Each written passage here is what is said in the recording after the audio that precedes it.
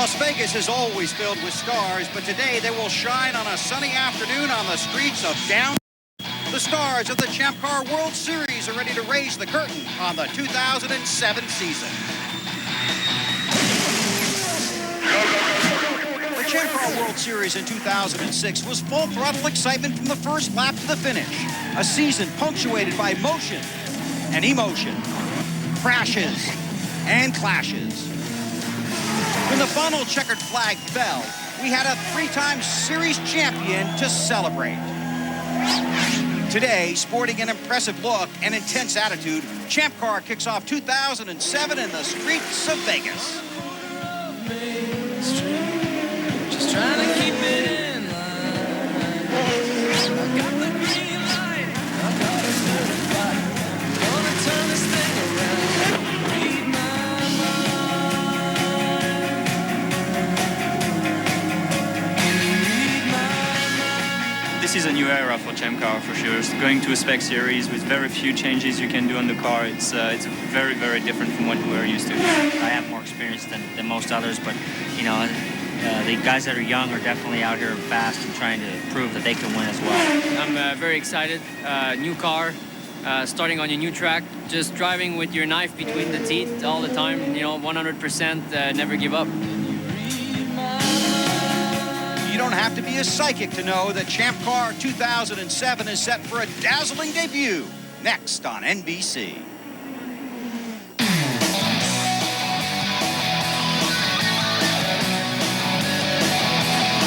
NBC Sports presents the 2007 Champ Car World Series. Today, it's the Vegas Grand Prix.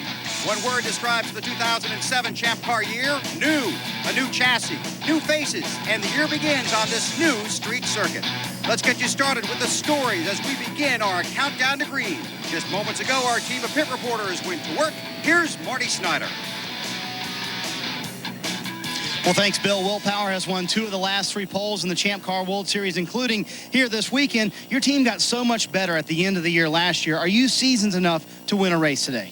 Yeah, I think we're ready. We're definitely there on pace. You know, the team's worked really hard over the winter and, you know, on pole. And they're all the ingredients you need to win a race. But it's going to be a lot of mayhem because the tyres go off around here fairly badly. So I think that there'll be a lot of alternate strategies, and we'll see at the end.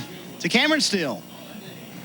Right on, Marty. Well, in 16 years of Champ Car racing, he's been called everything from the man to a maniac. And the new sponsor, I'm already hearing people calling you the monster at Champ Car out there. But you really did come out and attack this track right away. It must be nice to be in your hometown. No, it's great. I mean, it's you know, it's been a long road for me, but time goes by when you're having fun. So, you know, I've been in the series now for 16 years, and to be able to race here in Vegas in front of my home crowd with our sponsors, Forsyth Indec, and now having Monster on board is great. Right on, he's looking for his 31st win, and let's head over to Bill Stevens with our series champion. Sebastian Bourdais did not have a very good Good Friday, and yesterday was no bargain either. In qualifying, hit the wall, has had mechanical problems with his car, and this is not a misprint. He is starting 16th today. Sebastian, I got to ask you, is that car good enough to move you through the field today? Well, I think it was really quick yesterday. We were P1 in the practice qualifying session, and we were looking really good in qualifying, but I made a very costly mistake crashing the car on lap 2, you know, second fast lap. So they took away my fastest lap, which would have been good enough for 6. But, you know, it's all on me, and now it's going to be pretty hard to move up because the tires are going off really fast, but we'll do our best. We wish you luck today. Let's go to the 4th member of our NBC pit crew, Michelle Beisner. All right, Graham, it's been 9 years since we've seen the Rahal name on the Champ Car grid. You're making your debut here at a very young age. You've had some problems, though, through the weekend. Yeah, we had a crash yesterday morning, which kind of took us a step back. But certainly the team's doing a great job. We've made some huge strides this morning. I think we've got a great race car. Thanks, Michelle. Hi, everybody. Bill Weber along with Wally Dollabak and Jan Beekes. Thanks for having us in for the race. And from our entire NBC race family to your family, happy Easter. The 17 stars of the Champ Car World Series anxious to get the season started. But, Wally, you've had a lot of success on a number of different street circuits. The course could be the star of the show. I think it is. This is probably the finest street course I've ever seen. It's just a layout. It's smooth. It's fast. There's one section that's bumpy, but this place is wide, and that's what you don't normally see on a street course, how wide it is. But it's a lot of fun. All the drivers I've talked to has had a great time. Let's take the track map. the straightaway is wicked fast. Right here, past the start-finish line, going into turn 1, you're over 185 miles per hour. Between 1 and 2 and 3, that's where it gets a little bit bumpy. We'll see some guys here with brake issues, especially on braking. This is the rhythm section, all second gear corners, about 50 miles per hour through these corners. But I'll tell you what, Jan, for the last couple of days, we've seen some interesting things happening at the chicane. It's been a lot of fun to watch some of these cars, what they're doing in chicane, but that could cause some race. Yeah, it's been pretty wild. And first of all, the reason that they have a chicane, if they didn't have it, the cars would literally take off on the approach to the tunnel itself. Now, interesting, it's a bit like ski racing, and that is you want to straight line the gates. And when you try and straight line the gates, you can see sometimes it really abuses your body in ski racing. But here, look how it can abuse the car for Sebastian Bourdais, literally flying through the air down through the tunnel. You don't want to do that during the race because your car is not going to make it to the checkered flag. Plenty of excitement, and the green flag is less than 25 minutes away. Back to pit road when we continue. This is the Champ Car World Series on NBC.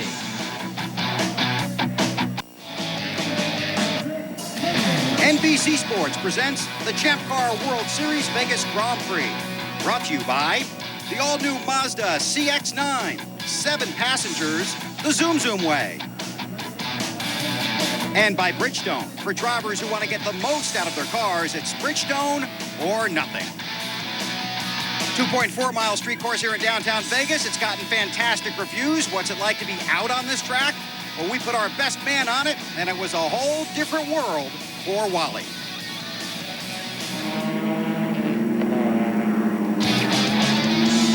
You know, how cool would it be if they just shut the streets down for you so you can just rip around with no traffic? Well, that's exactly what they did here in Las Vegas, just for us. Turn 1. Now, all these corners are pretty much second gear corners, about 50 miles per hour. Now to the straightaway right here, this guy's going to be hitting about 165 miles per hour before they come down into this hard right turn, another second gear corner. Good passing zone right here. This is really a cool corner right here. It's kind of a double apex corner. Right up against the wall here. Holder in second. Fly. Another short chute. Again, second gear corner, about 50 miles per hour. Hard left here. Little short chute. All rhythm. Right through this section is all about rhythm, which I have none, as you can see. Well, looks like you had a lot of fun. Nobody rode with you here, Wally. I had a rider lined up. What happened, Jan? Had to make room for a cameraman. That's what it was. Jan, this could be a big day for some of the veterans in this sport. I think so, because the rookies can be fast in qualifying, but when it comes to a street course on a hot day when you have to manage your tires, I think today it's going to be in the veterans' hands, and it's going to be a tough learning curve for some of those rookies. And there are some of those big names to be watching today. Been a fun week here in Las Vegas, here at the track, and even around town. In fact, earlier this week, a gala fundraiser at the Bellagio, the Keep the Memory Alive Foundation, benefiting the Lou Ruvo Brain Institute, and Jay Leno was there. DJ Plus in the house.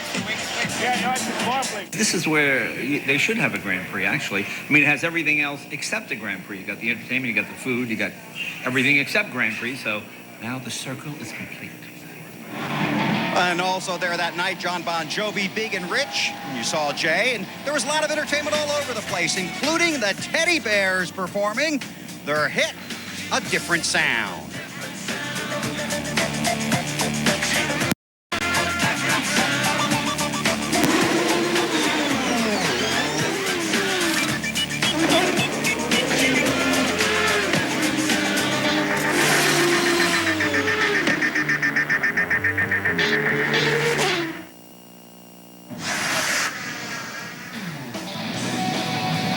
And here's some vintage footage for you. We actually had this colorized for your viewing pleasure.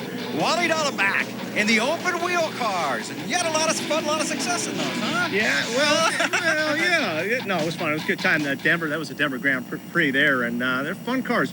These are fun courses to drive. They're very busy. I mean, you can't make a mistake here. Yeah. And that's one thing you really got to stay on top of your game. For the rookies, you got to pay attention to your mirrors. Yeah. Well, you guys were both rookies before you were veterans. 8 rookies in this field, 7 making their first start in Champ Car today. Yeah, one of them got to meet, Paul Tracy's a really good guy. He's one of the veterans, and he goes around and introduces himself to some of the rookies. Mr. Pagano got a visit yesterday. Don't know if that's what he was looking for, that kind of visit, but during qualifying, Paul thought he got blocked a little bit and went and had a conversation with him. Well, here's what happened during qualifying. Tracy was out trying to make his fast lap. Yeah, Tracy was on one of his flyers, and I don't think Pagano really saw that Tracy was coming and didn't get out of the way. So Paul just said, hey, let's have a drink afterwards, maybe have some dinner and get to know each other. And we got to look at some of those rookies that are in this field. Some have had stars, and some are trying to make themselves a star. Yeah, now. and one thing about Paul Tracy's just trying to get in everybody's head. He's famous for that. I don't think that really Simone Pagano held him up too much, but he wants to make sure, hey, I'm Paul Tracy, and I'm after you. Okay, well, obviously, Graham Rahal and Simone Pagano had a lot of success in the Atlantics. For Rahal, it was a 6-win season and a battle for the championship that went down to the final race. But the championship was won by Pagano. He had 1 win, a number of podiums, and, of course, several top 10 finish. A lot of success for those 2 drivers in the Atlantic Series. And now they try and make their name in Champ Car. Take a look at the starting grid for today's season opener for the 2007 Champ Car World Series. It's an exciting field. And as you look at the front row, you can see Will Power and Paul Tracy are up there. Tracy, a former series championship. Robert Dornbos and Alex Tagliani start in row 2. On the next road, Simone Pagano, we just spoke about him. He has been lightning fast, but has had problems with the car. And Bruno Junqueira now driving for Dale Coyne. Take a look at row 4 in today's season opener. You can see young Justin Wilson, one of the rising stars in Champ Car. Neil Johnny. I think we'll be saying here's Johnny today, as well as Graham Rahal. A lot of high expectations for Rahal. Rahal, just an 18-year-old rookie in row 6. There's Speedy Dan Clark. He's back there. Wally, I think you can actually do row 7 for us. Yeah, here. Captain Legg is in row 7, and Matt Halliday. Hey, I can pronounce those too, so take it from here, Bill. Then in row 8, Ryan Diesel and Sebastian Bourdais. Bourdais will be the exciting one to watch coming from deep in the field. We'll continue our coverage of the Champ Car World Series from Las Vegas. The motor start is coming up. We'll be back after these words and Bill Clement at the ADT update desk. This an opportunity earlier today to eavesdrop on the Newman Haas Lanigan team meeting. Let's listen in. All right, guys, let's get ready to go. This is Las Vegas, the first race of the 2007 season. It's the first race with a new car. It's the first race with a new strategy. I know we're not where we wanted to be necessarily in terms of where we are on the grid, but I think one of the strengths of this team is that we're really, really good with strategy, and hopefully we'll be able to capitalize on this situation by dealing with it the best. The whole theme here is new. New cars, new rules, new... Is that a new tie you have on? Yes, it is. It is brand new for this occasion. Something wrong with this tie? We talked about the new car. These fans are here to get a look at the stars of Champ Car, and one star is the chassis, and Jan had a chance to take a look at it. When a series designs a race car, you can do some pretty cool things. And Champ Car started with a raised nose, meaning more air goes underneath the car, providing most of the downforce, so the front and rear wings now do less of the job so the cars can run closer together in traffic. Now the chassis itself is a little larger, much safer, and the drivers have a 7-speed paddle shift at their disposal on the steering wheel. But it's still a Champ Car. It's got the Cosworth V8 turbocharged power plant still behind the driver that gives it that distinct Champ Car sound. And underneath the skin, behind the 7-speed gearbox, is an onboard starter. If your favorite driver gets in trouble, he should be able to refire and get back in the race. And that'll be one of the things we'll be watching for today with this new car. The flyover here in Las Vegas. A lot of excitement surrounding this event. The fans have come out, and obviously looking forward to this start to the 2007 Champ Car World Series. John, you did have a chance to take a look at that car. Obviously, a lot of teams are excited about it, and we'll see how it all plays out. Let's check in with Marty Snyder. Well, Bill, let's talk about some of the cool electronics on these cars. This steering wheel is worth about $10,000. They're going to put it on Robert Dornbor's car right now, and the steering wheel now has paddle shift on it. That'll be a big key today. Paddle shift is up on the steering wheel. They shift up on his right, down on his left. It also has power to pass. These guys can hit this red button. They have 60 seconds of power to pass. They also know when they need to shift. They can see timing from the guys in front of them and behind them. $10,000 in that one steering wheel, Cameron.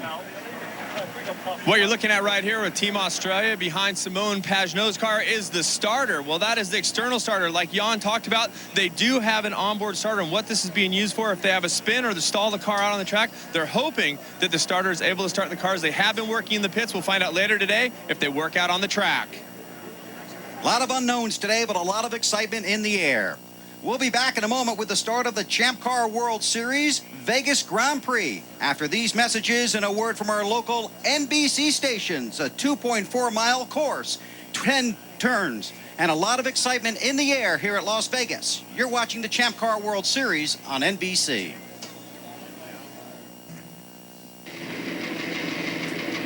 Today, a new beginning and a new challenge for the stars of the Champ Car World Series.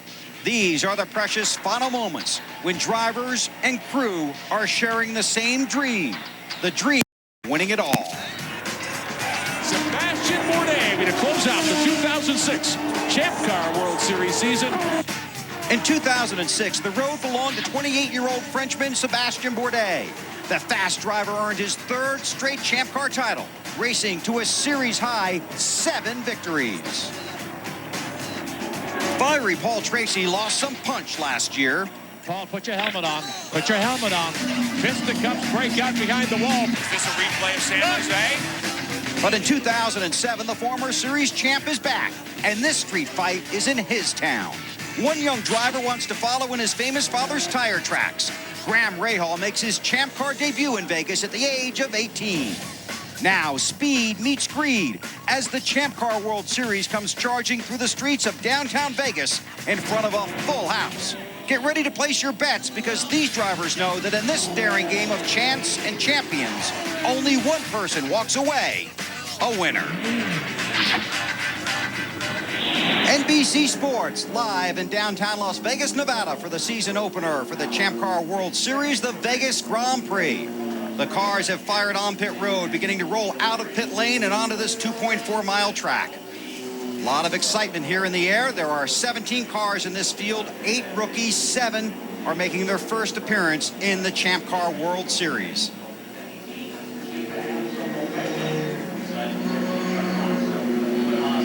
Be 2 laps here before we go green. A number of storylines here. You see the starting grid at the top of the screen. First of all, while these cars are warming up, let's start with the track. This is the heading down toward turn 3, the rhythm portion of it, but it's a lot of fun to drive, Wally, but it's really a challenging drive. Yeah, it is a challenging drive, but like I said, this is so unique because it's so wide. You don't normally see this much room in between the walls on a street course, so you can really hustle the car here. You know, these guys, it's new cars, and there's a lot of questions in the air right now about new car blues. We just saw that graphic come up. You know, it's Lola. Last time they came out with a new car, they had new car blue. So, I mean, I love the concept. I think this is a great idea. I think Champ Car is going in the right direction. The drivers seem to love the race cars. So we'll just have to see if these cars have the same problems or it's just going to be regular gremlins on a race car. Well, they're hoping that poor performance or poor lead-in makes for great performance. And I think in this particular case, tire management is another thing we're going to want to look at. That was part of that graphic as well. And I think that really what you want to do here is be careful not to abuse the tires because they do go off fairly quickly. They're not going to wear out, but you're certainly going to lose a lot of grip. And I think what we're going to see a lot today, too, is guys that are locking up those front tires going into these corners.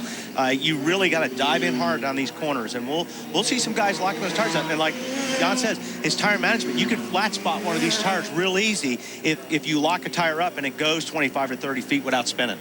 Let's take a look at the race rundown for today's Vegas Grand Prix. A number of new rules in effect for 2007, including the fact these are timed races now. It's a 2.44-mile track. There are 12 turns, and the fuel window is about 22 to 25 laps, and obviously pit strategy could be a huge factor here today.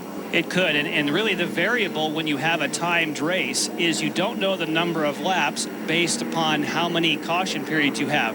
So the computers up and down pit road have programs written that the more yellow you get, they automatically calculate for the teams how many laps the race will be. Let's get some final stories before we go green down on pit road. Here's Marty. Well, guys, talked to Paul Tracy this morning, and he said he found some things on his car after practice yesterday that he was surprised his car actually ran so well. He called it a wear part that broke, and he wouldn't tell us what it was because he thought other teams would break that same part today, and he didn't want to give out the trade secret. But they found it on the 3 car early on, and they're much more confident today because they got that part fixed. Bill? Couple of stories at our sports. I saw Alex Tagliani outside the hotel a couple of nights ago. During the course of the conversation, I said, Alex, what do you think of turn 1 on race day? And he gave me that big grin of his, and he said, it's going to be crazy. Also, his teammate, Justin Wilson, just before they took the grid, a fuel leak of that car, I spoke to the team. They think they have it corrected. And we'll find out. Straight away heading toward turn 3. And Bill mentioned turn number 1, and in the driver's meeting, Tony Cotman, the race director, termed it as the vortex in turn 1, wanting to suck drivers in. And it's so wide and it's so tempting that that's what they're concerned about, is someone seeing open road and saying, I think I can put my car there. They don't want to pile them up in turn 1. Bill Stevens. One other comment on Justin Wilson. The team was up late last night debating whether or not to change the engine in that car. They have decided to stay with the engine that was in it. That's what they'll start the race with. And getting back to turn 1, Jan, really fast heading in there. Oh, it's super fast when they're fully up to speed. As Wally had said earlier, it's between 105 and 190 miles an hour. Getting ready to go green here. On board with Graham Rahal in the Metazone car. He starts 10th today. Here's Justin Wilson in the number 9 CDW machine. He's in the 8th position. It'll be a staggered start when we get there. At least that's the plan. That's the plan. Simone Pagenaud also has an onboard car. It just went under the tunnel. The field coming to the green in 2007.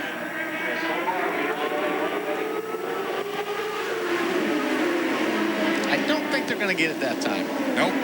And one of the reasons that they wouldn't give the green is they wanted to have a staggered start. They did not want the traditional side-by-side, so they weren't following the race director's directions. Well, I don't think a lot of the guys in the back were up to the grid yet. I mean, we only had 8 or 9 cars there that were trying to be staggered. I think, like we saw that in-car shot of Graham Rahal, he was trying to get up to the field. But, Jan, you know, that stagger, if we're starting side by side, I'm not going to stagger. I'm sorry, you can tell me all you want, but I'm going to try to get up as far as I can. So this is going to be interesting to see if they can really pull off a staggered start. Cameron. Well, I talked to Will Power just before he got in the car, and he said even though he's on the pole, he's very concerned about the start because he is in the dirtier or the dirt-covered lane of the racetrack. He's very worried about the very aggressive Paul Tracy to his outside and worried that Paul's going to get the jump on him. The clock has started. Again, it's a timed event, 1 hour and 45 minutes. When they do go green, hopefully this time, pay strict attention to turns 1, then the tunnel turn and turn 2 where it's very rough, and then turn 3, which has really proved to be very tricky. And the call from race control was that P1 needs to have an advantage over P2, meaning that Will Power needs to be ahead of Paul Tracy as they approach the flag. That's why they didn't give the green. So much for stagger. This is a time race. Yeah. Paul Tracy's not going to, I really don't think he's going to let that happen. Marty. Yeah, Bill, we saw the shot of Graham Rahal sitting back there, and they were telling him to catch up to the field, and he said, I can't. Everybody in front of me is not going. And he said, I wanted to go when they threw the green flag, but there were 4 or 5 cars in front of me that just didn't go. On board with Graham, 18 years old, making his Champ Car World Series debut, the son of 3-time champion Bobby Rahal, the former winner of the Indianapolis 500. That's through the chicane, then downhill into the tunnel, then... And to the right, I was just going to point out, Bill, that to the right of that is pit lane. That's where he split. Sorry, Wally, let's try it again.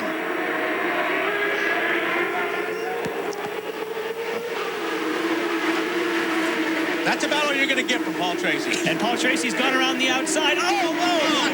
That was Rahal. Rahal's been in the wall. Graham Rahal, the 18-year-old, making his debut. That's turn 1. Field trying to funnel through. Sebastian Bourdais back there. And there is the car of Graham Rahal up against the wall. And I'm not so sure. We'll see with the replay. But, you know, this track's had a lot of dirt on it. Even after the cars have run, you know, the groove was good. But you can see when a car gets offline, there's a lot of dust flying. I wonder if he just got in that loose stuff. Marty, you got some information? Yeah, he came on the radio and he said Dan Clark hit him right into the wall. He said he just took me right into the wall, gave me no room at all on the start. Well, there you have it. Had so much success last year in the Atlantic, was looking forward to his debut, but he didn't make it to turn 1 under green. So early contact here at the Vegas Grand Prix. You're watching the Champ Car World Series on NBC.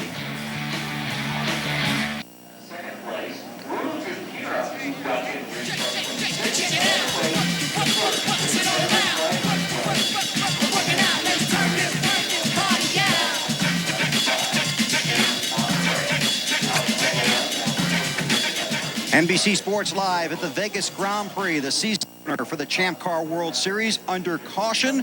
The field failed to make it to the first turn under green before the caution flag came out. Graham Rahal making contact with the wall. Let's take a look at what happened. 18-year-old making his first Champ Car start here this afternoon.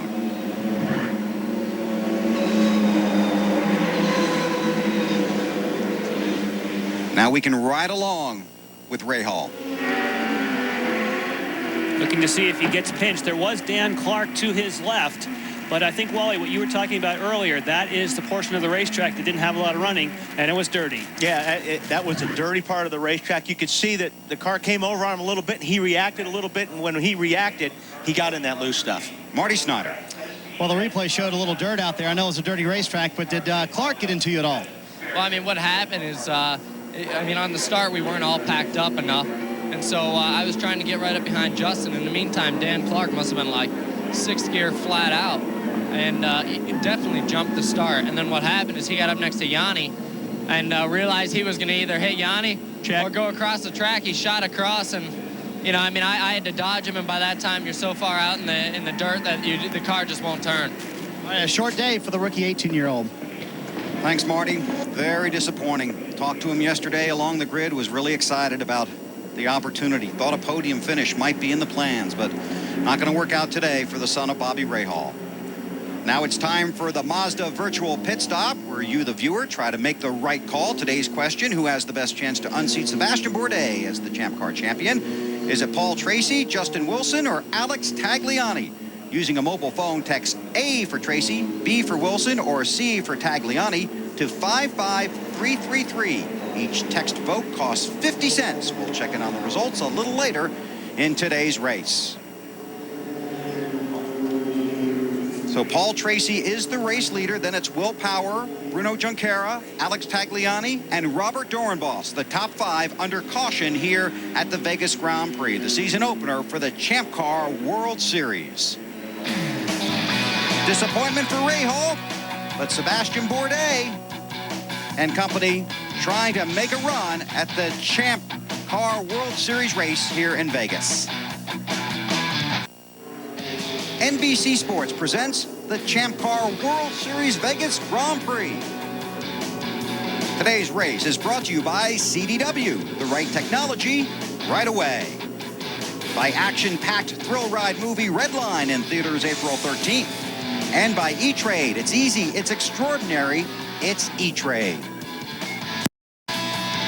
Back in Las Vegas for the season opener of the Champ Car World Series, the Vegas Grand Prix. We're under caution. A couple of cars have been on pit road. Sebastian Bourdais, one of them. The race leader is Paul Tracy. Will Power, the pole sitter, runs second. Now, a couple of issues to discuss here while we're under caution. First of all, let's talk about the tires. There are the red tires and the black tires, John. Yes, and for the Bridgestones, you have to run these red sidewalled, softer or more grip tires at some time during the race. The whole idea is they want some of the cars on black, some of the cars on reds, so it gives more opportunity for passing and more opportunity for different strategies. But a lot of the people are saying that the reds don't have near the longevity that the blacks do. Yeah, I've talked to a lot of guys down there today. They said, man, we don't want to be on these reds. They go off real quick. But here's my question, John. Why would they take them off right now? You've run a couple of laps on the green. If the tires are that bad, and I've heard some teams say after 3 or 4 laps, they're really bad. Why wouldn't you get them off? But we're going to get stepped downstairs first to Cameron Steele, and then we'll get back to that. Cameron? Well, I caught up with Derek Walker, and Derek, you weren't happy about the start, were you? I can tell by the look on your face.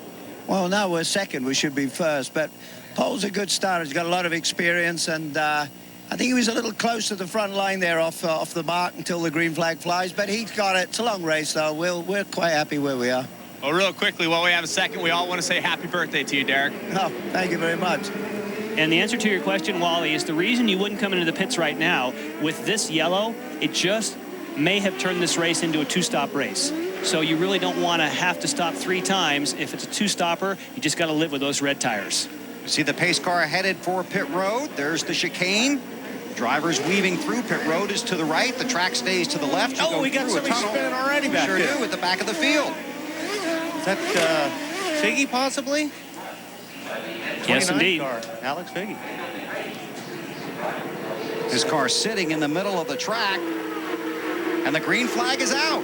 Oh, now that's a block right there, Jan. We were talking about that earlier, too. What's the rule on that in Champ Car racing now? You can't make any moves at all. So the stewards will be looking to see, I assume that was Doornbos, who certainly was a black and red car that appeared to move over, was challenged from behind, and they'll look at that carefully up in race control. Tracy in the blue and white number 3 car right there. There's your race leader. Then Will Power. The caution flag is out. Full course yellow. I'm sure Figgy couldn't get that car started, and that's why. The flashing orange light that you can see above him is what they're going to use for pit closure. So you may not pit at this point until that light goes out. So he sits there waiting for a tow, and the field will have to creep around this 2.4-mile track. Now here's the start. This is the restart. Now watch the block. I think we're going to see here. It was just prior to that. I think it was when they were coming up out of the tunnel. Right. Just when you got the green, car was moving from one side to the other. And that's one of those things on starts and restarts, they are a little more lenient because you're trying to find some racing room and some sight lines. But during the race, no way can you move. So the safety crew headed to help out that car with an issue. And, oh, we ran into the back of his teammate. It's Ryan Dial. Right. It was one of the traffic jam. That's what happens. The cars, they all check up to go through the chicane, and it's kind of the accordion effect. It feels like the person, it probably happened to you on the highway. Somebody gets on the brakes, and it's the accordion effect as you get back down through the field. We expected to see some trouble at that chicane, but not under caution. No, not on a pace lap. But we talked about veterans, and we talked about rookies, and that is a mistake that Alex Figgy won't make again. Now, one more issue we should probably try and address here is the fueling issue of these new DP01 chassis on pit road, something Champ Car has been working very hard on. Yes, and it's one of these things where the new chassis and the new fuel cells, when they started to fill them up full of fuel, they had some issues with getting full fuel. But in the meantime, let's watch Sebastian Bourdais. He's just going to keep pitting Marty at the moment to top up the tank. Well, and what they're doing, Jan, it's been a very busy few minutes for Sebastian Bourdais. He came in on lap 2 because, as you said, they wanted to turn it into a two-stop race. But under that green, this caution, very fortuitous because they found out they had a left rear tire going down. Now they have switched to the blacks. The other thing on top of all this, it's a very warm day here in Las Vegas. They've had problems with heat inside the cockpit, and now his water bottle doesn't work, so he won't be able to get any water all day long. Well, can they hand him a bottle of water? They could, but there's these pit stops are awfully quick, Wally. That's 6 seconds. I'm not sure how much water. They can't hand you 5 bottles of water. There's only a few bottles they can hand you, Wally. Just hand him a bottle of water next time, Marty. It's Figgy on pit road, takes a hit from the fueler. Now, to finalize the fueler and the issue that they have, you could see that Sebastian Bourdais has been and they filled it up, no problem. But when they go for a full fill, sometimes it's not venting quite properly. Some teams have it completely figured out. In fact, Champ Car flew in all kinds of pieces on Wednesday and Thursday. So some of the teams might play different fuel strategy today because they're actually not quite certain if they can fill the tank all the way in a pit stop.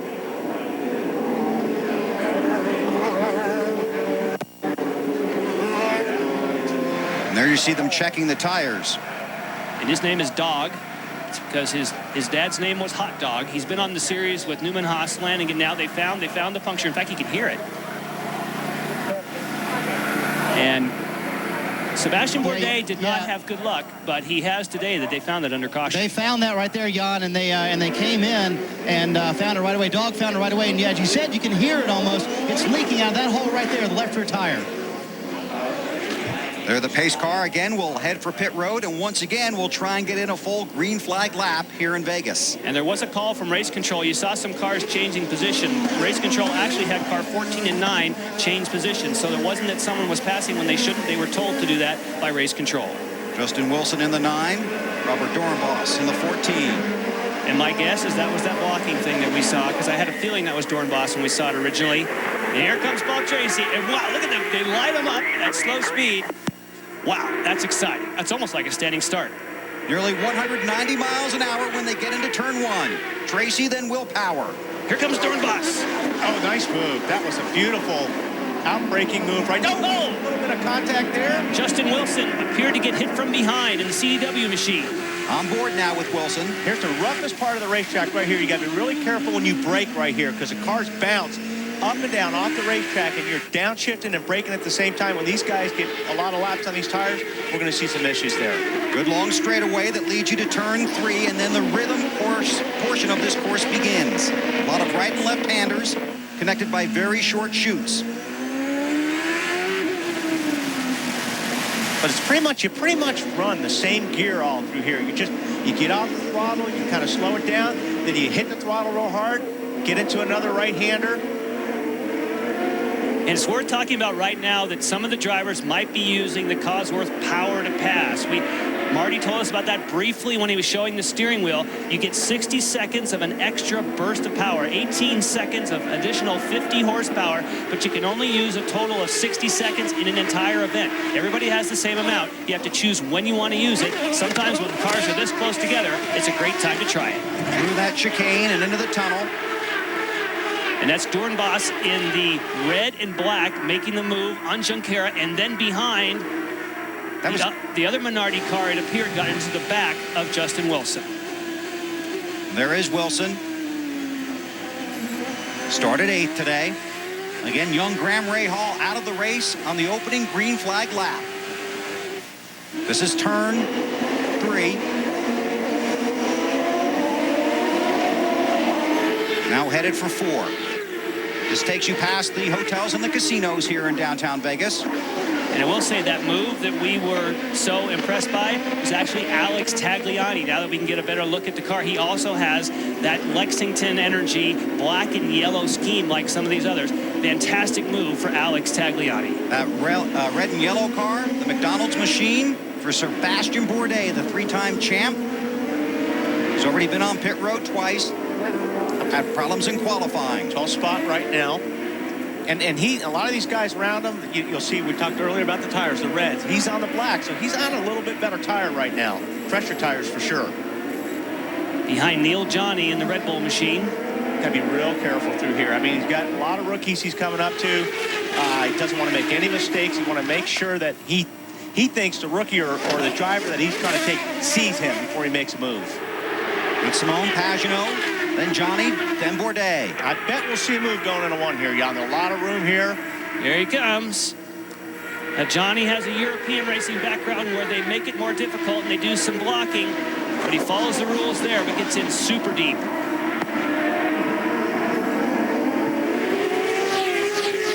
Bourdais in a similar situation last year where he had to start deep in the field, wasn't very confident before the race, but came on to win. More from Marty.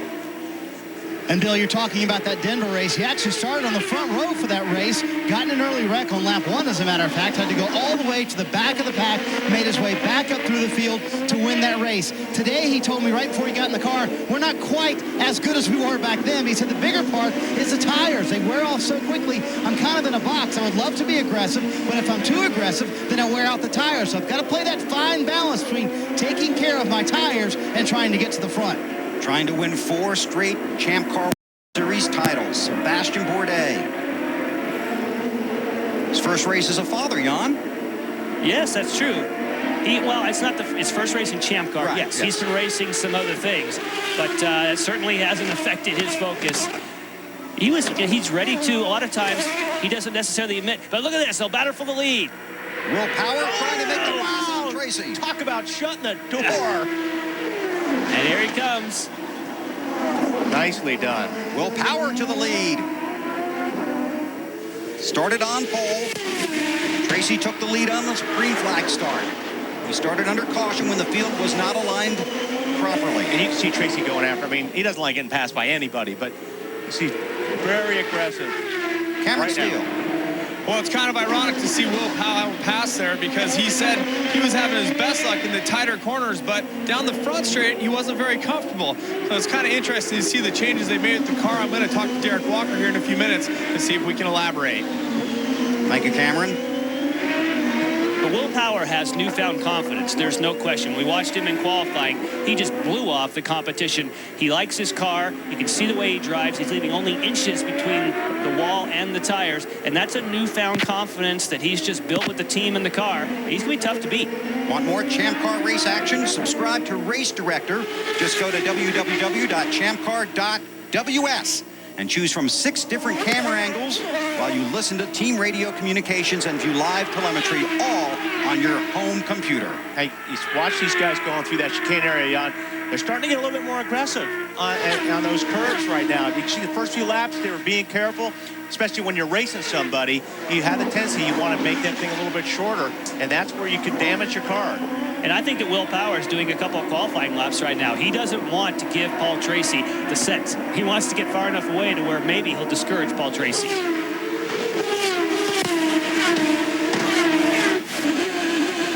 On board, Justin Wilson, CDW machine.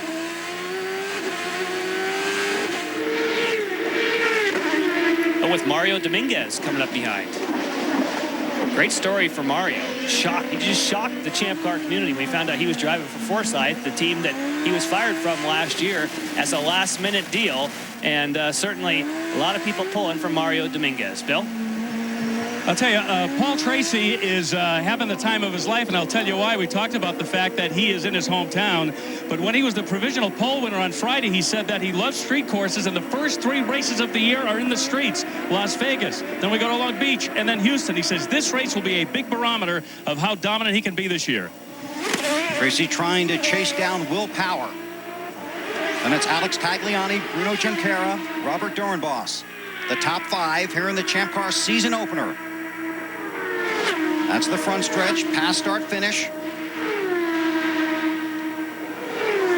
There's Tracy in that blue and white machine. Former series champion, had a very disappointing year in 2006. Now, rough through here. It's worth talking about, Wally, that Paul Tracy doesn't like the reds anytime. He didn't last year, he doesn't now. And as the red sidewall Bridgestones start to wear, it won't be as comfortable for Paul. But the next 2 stints that Paul does will be on the black sidewall tires, and that might be a tougher fight with Will Power. Oh, here we go. That's a good race right there. Whoa. Dominguez has already got by, but here comes Neil Johnny. Yo, that's tight. Neil Johnny up the inside. Justin Wilson has lost another position in the red and white, and here comes Sebastian Bourdais. Bourdais is there, so is Pagenaud in that green and yellow machine. That all started because Wilson's in trouble. Wilson has definitely fallen back through the field in the CDW. The red car coming right through the screen here. With the white front wings. Then Bourdais in the McDonald's colors.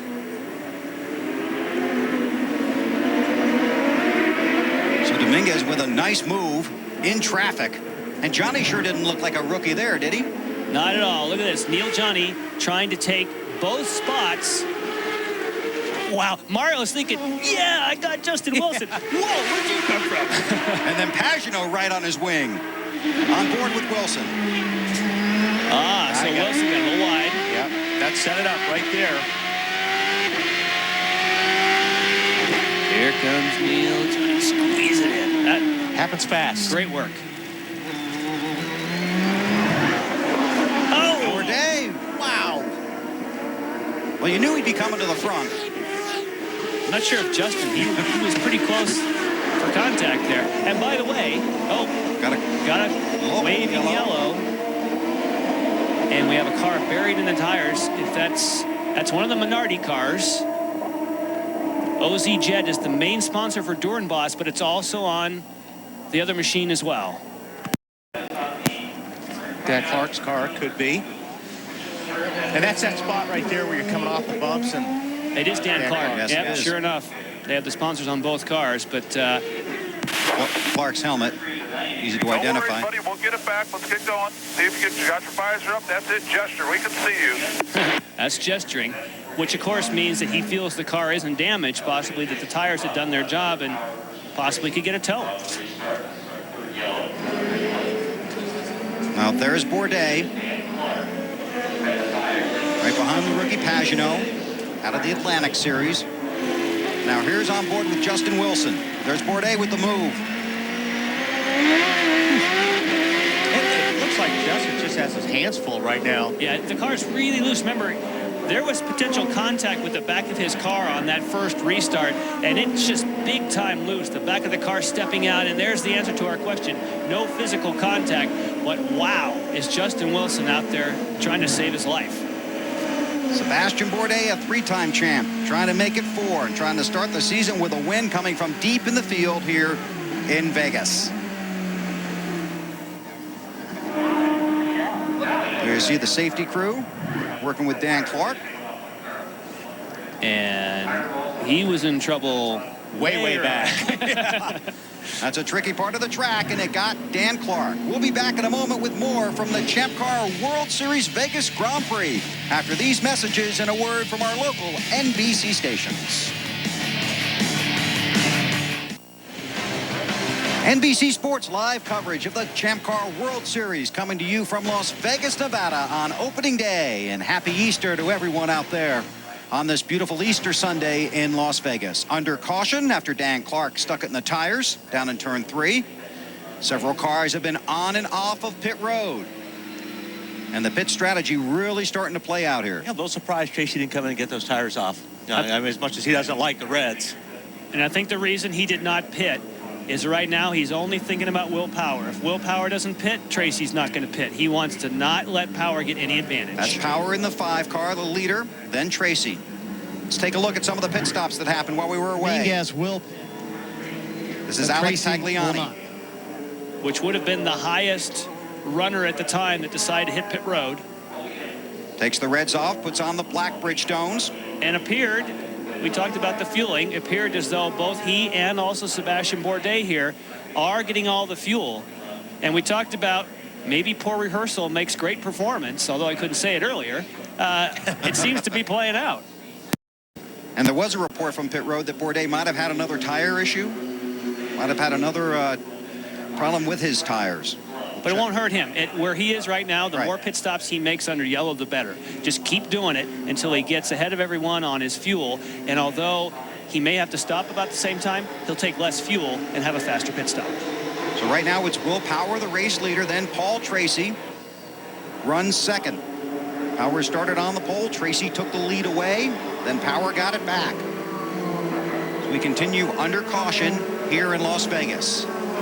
Now, if for some reason there is a caution period between now and when Will Power and Paul Tracy pit, that will be a bad call by the two of them, because it'll leapfrog everybody else as we see Dan Clark making the long walk back to pit road. Marty? Well, Bill, you talked about it. There's the right rear from Sebastian Bourdais' car. Another cut. This one, the right rear, as we said. The left rear was before this tire was going down, right before the caution came out. So Sebastian Bourdais finishes podium day. He's gotten 2 very timely cautions to help them out. And by the way, Wally, no more water in that car either. I couldn't get over the wall to hand him one. I tried, but couldn't get there. They asked him if he wanted anything. They did ask him if he wanted one this time. He said, no, we don't have enough time. He's very focused, but with a brand new set of tires and once again, a fuel load of fuel. Thanks, Marty. The quest for the Cup begins next Saturday as the NHL's best battle it out in quarterfinal action. Gear up for the Stanley Cup playoffs next Saturday. 2 games at 3 Eastern and noon Pacific. Pittsburgh at Ottawa, and the New York Rangers take on Atlanta. And next Sunday, 1 game. It's at 1 Eastern, 10 a.m. Pacific. Calgary and the Red Wings. The NHL Stanley Cup playoffs on NBC.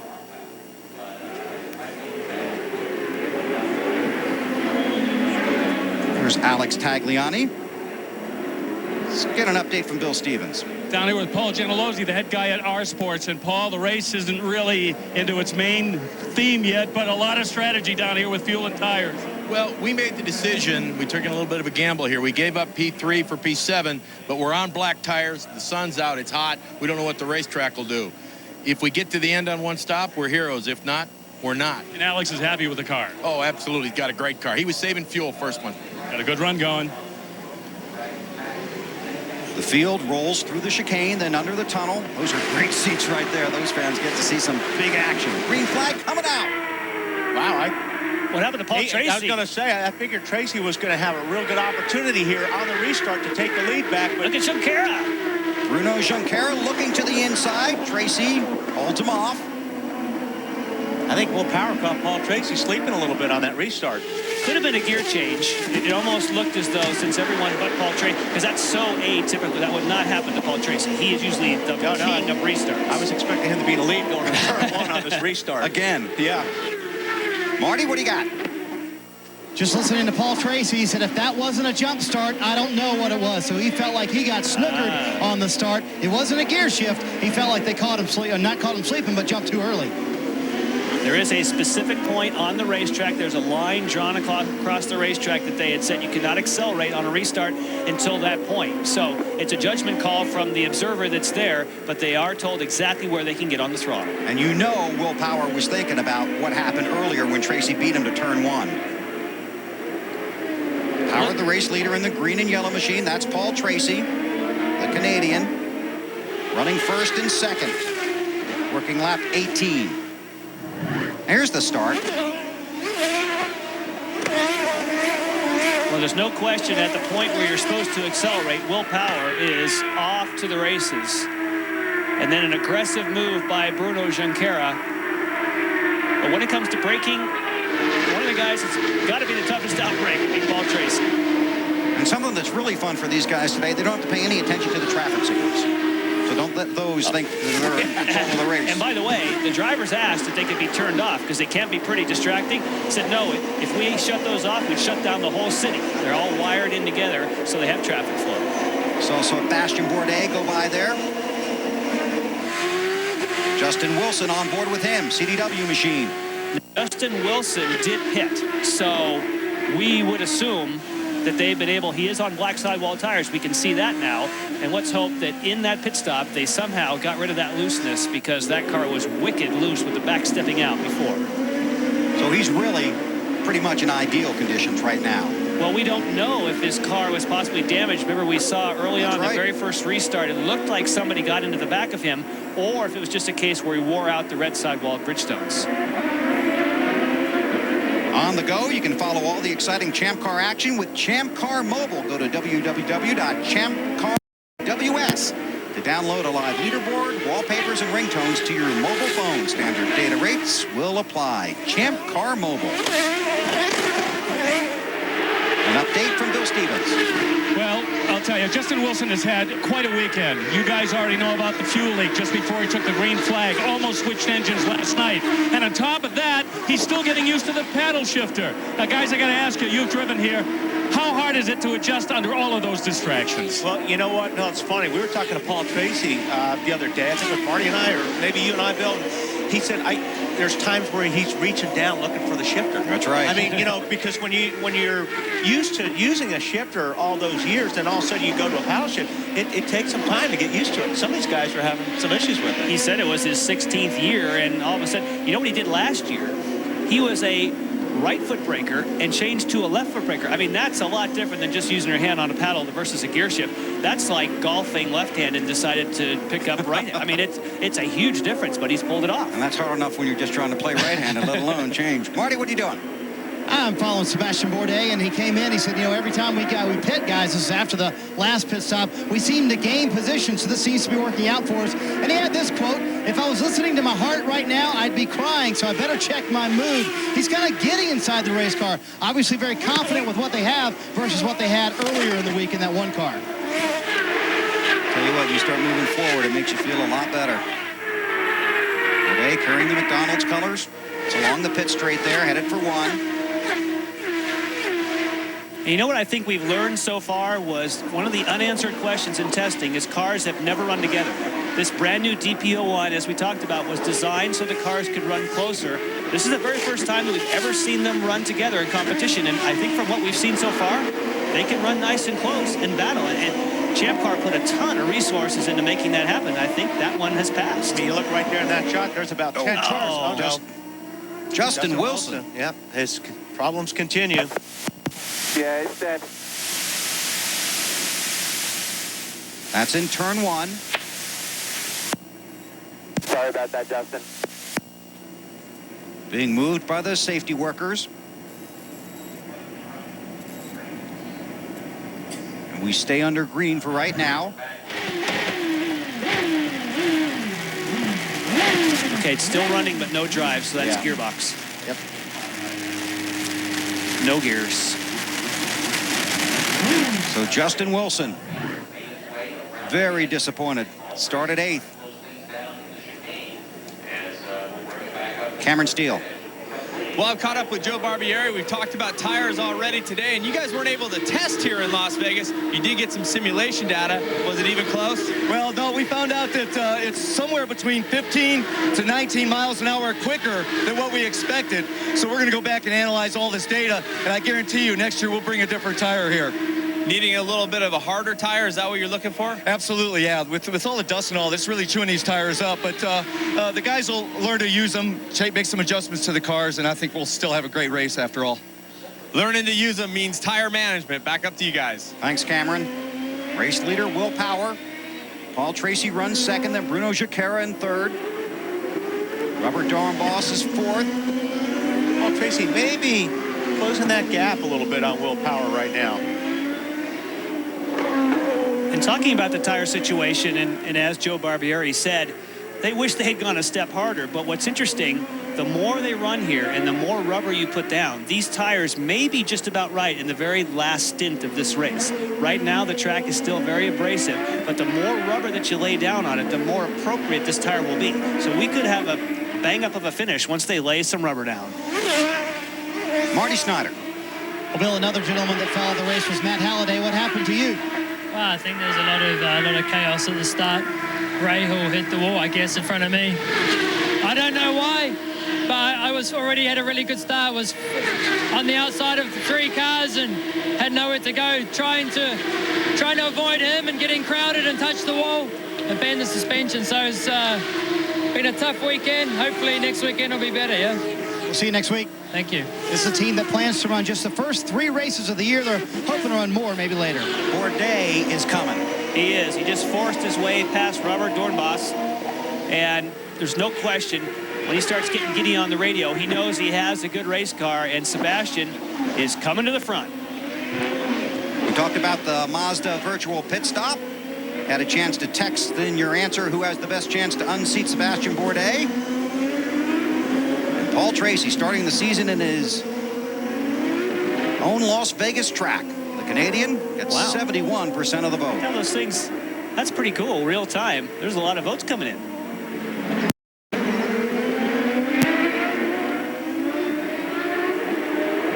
Bruno Giacchera lost a bit of momentum. Dornbos slides on by. Through the chicane. Then downhill into the tunnel and up onto the pit straight. The other advantage that he has is that if there were a caution right now, he would not have to pit. The guys ahead of him would. Yeah, and so the 2 drivers, Will Power and Paul Tracy. Yikes. Does Sebastian have problems? Dornbos gets by. Yeah, something's gonna miss. Yep. 3-time series champion clearly off the pace. I don't know what happened. Bit now. Got it right front. Looks like it's flat. Cycle the ECU if you can. Cycle the ECU. No, it's a tire though. Okay. I think you're right. Got flat tires. Yeah, flat tire. Gosh, you're good, Will. That's really going flat. It is. That's a long way back to the pits from there. He's had fantastic luck. He's had full course cautions. Take it easy. Get it around him. Got 3 flat tires on that car. in 24 laps. But it looks to me like the side of that tire is not black. Yeah. With the wheel. Yeah. I have a feeling that he may have rubbed the wall. Concrete dust. Yes. On the side of those. Yes. See, typically the sidewall of the rim will be dark black anodized finish, and it looks to me like he's got into something. Really trying to nurse that car. Back to pit road. Up front, Will Power leads Paul Tracy. It was a second and a half. Both these guys. What he gets here, we'll do 4 tire change. Fill them and he will pour on the lights. We'll have a good look at this front wing and everything at the front of the car, guys. It's Kenny Seawick speaking to Sebastian Bourdais. Make sure none of the suspension is bent. That's one of the most important things. Both these leaders on the reds. Well, I guess they don't always tell us the truth after warm-up. That driver not telling the truth? Come on. I've been working with Wally a long time. Drivers never tell the truth. And that's Tagliani. Tagliani on the move. Yeah. That would be by Dial. And now Bruno Junqueira, who was really quick, is now off song, unfortunately. At the beginning of the race, he was quick, but now he's actually letting guys by. Marty. Well, guys, it took a long time for Sebastian Bourdais to get over here. They want to look at the rear tire as well. As you said, Wally, this is now 3 cut tires on this car. We want to make sure that there is indeed concrete that we might have seen on the right front. Trying to get it back in gear, trying to get off pit road. Finally does that. We're going to check out this right front tire. But an amazing 3 tires on this car so far today.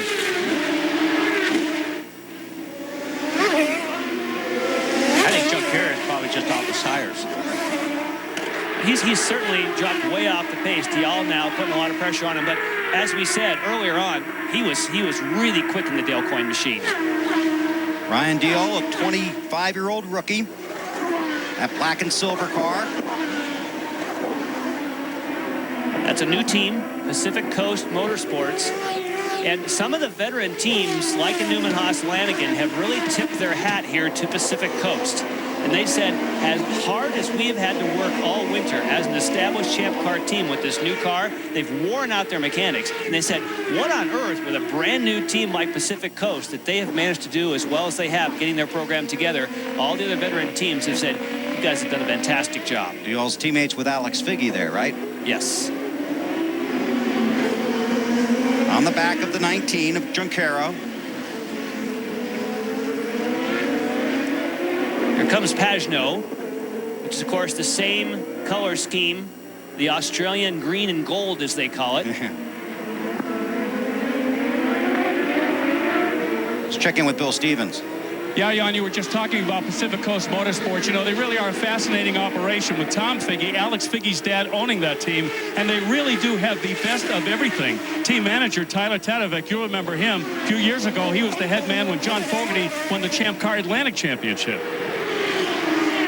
Wow. Oh, look out. Whew. Like you said, don't want to get offline. That's Tristan Gamandi in the dark blue pay-by-touch machine. And he's on the move. Looks to the inside. Wow. But here comes Catherine Legg. Catherine Legg in that 11 machine, the black and gold. And Catherine's a great racer. She wishes that she was a better qualifier, but once she gets into the races themselves, she's aggressive. Now, you drove with Catherine this year. Catherine drove with my brother, George Robinson, and I at the 24 Hours Daytona, and we had a good time. She did a very good job. Will Power led 2 races in 2006 for a total of 14 laps. He's led 15 so far today, working on 16. You know, Will, on the approach to that final corner, he almost looked, on his approach, not on the exit, almost looks like he's rubbing the car on the wall. I mean, he's really leaving no room for error on the approach there in the final corner before the chicane. How often is he looking in his mirror to see what Tracy's doing back there? Hopefully not at all. It's one of the things that you actually train yourself to do, to try not to look in the mirrors, because it takes your focus off what you're supposed to be doing. And look at this. And don't you think they would love to put Sebastian Bourdais a lap down? But if Sebastian's car is, in fact, okay, I don't think he's going to make that too easy. There goes Sebastian, then Will Power, and Paul Tracy.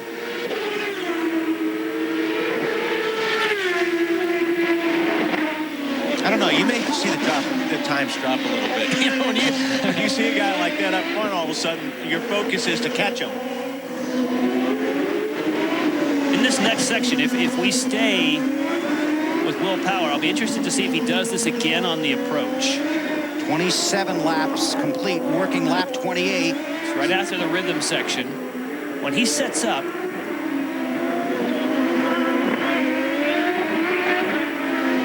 right here, look at this.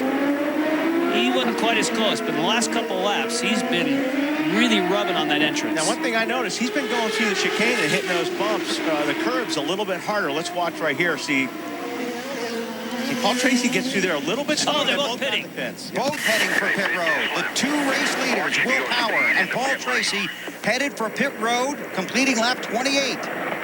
So now it's up to the guys on pit road to keep Will Power up front, and Tracy will try and pick up time on the road. Then I want you to concentrate on Steve. Look for Steve waving. Concentrate on your marks.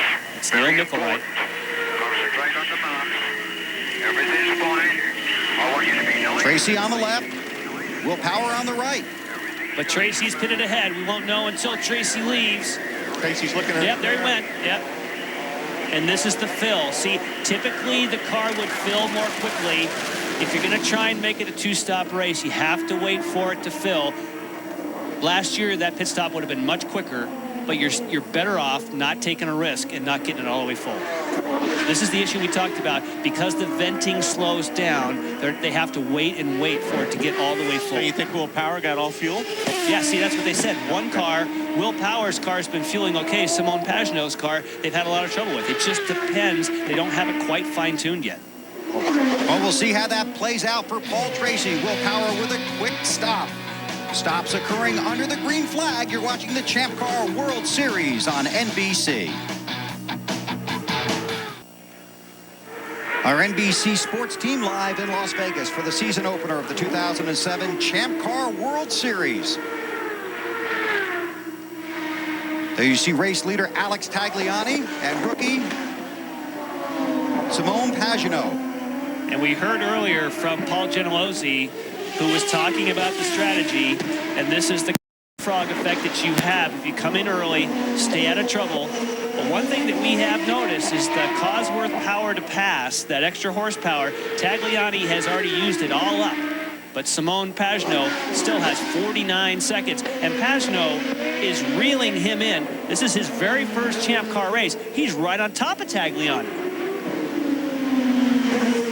There you see the rookie. Champ Car debut, as Jan talked about. Of course, he is Sebastian Bourdais' protege. And in one of the early sessions, he outran him. And Sebastian was very gracious. He was very proud of him. This guy can drive.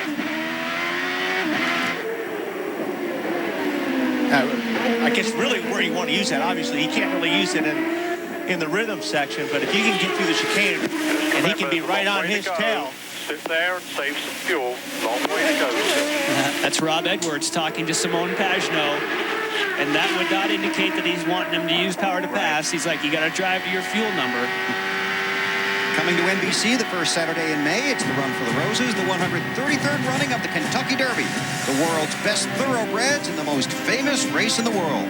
Don't miss the Kentucky Derby, presented by Yum Brand, Saturday, May 5th on NBC. Up the hill to turn 3, Tagliani and Pagenaud.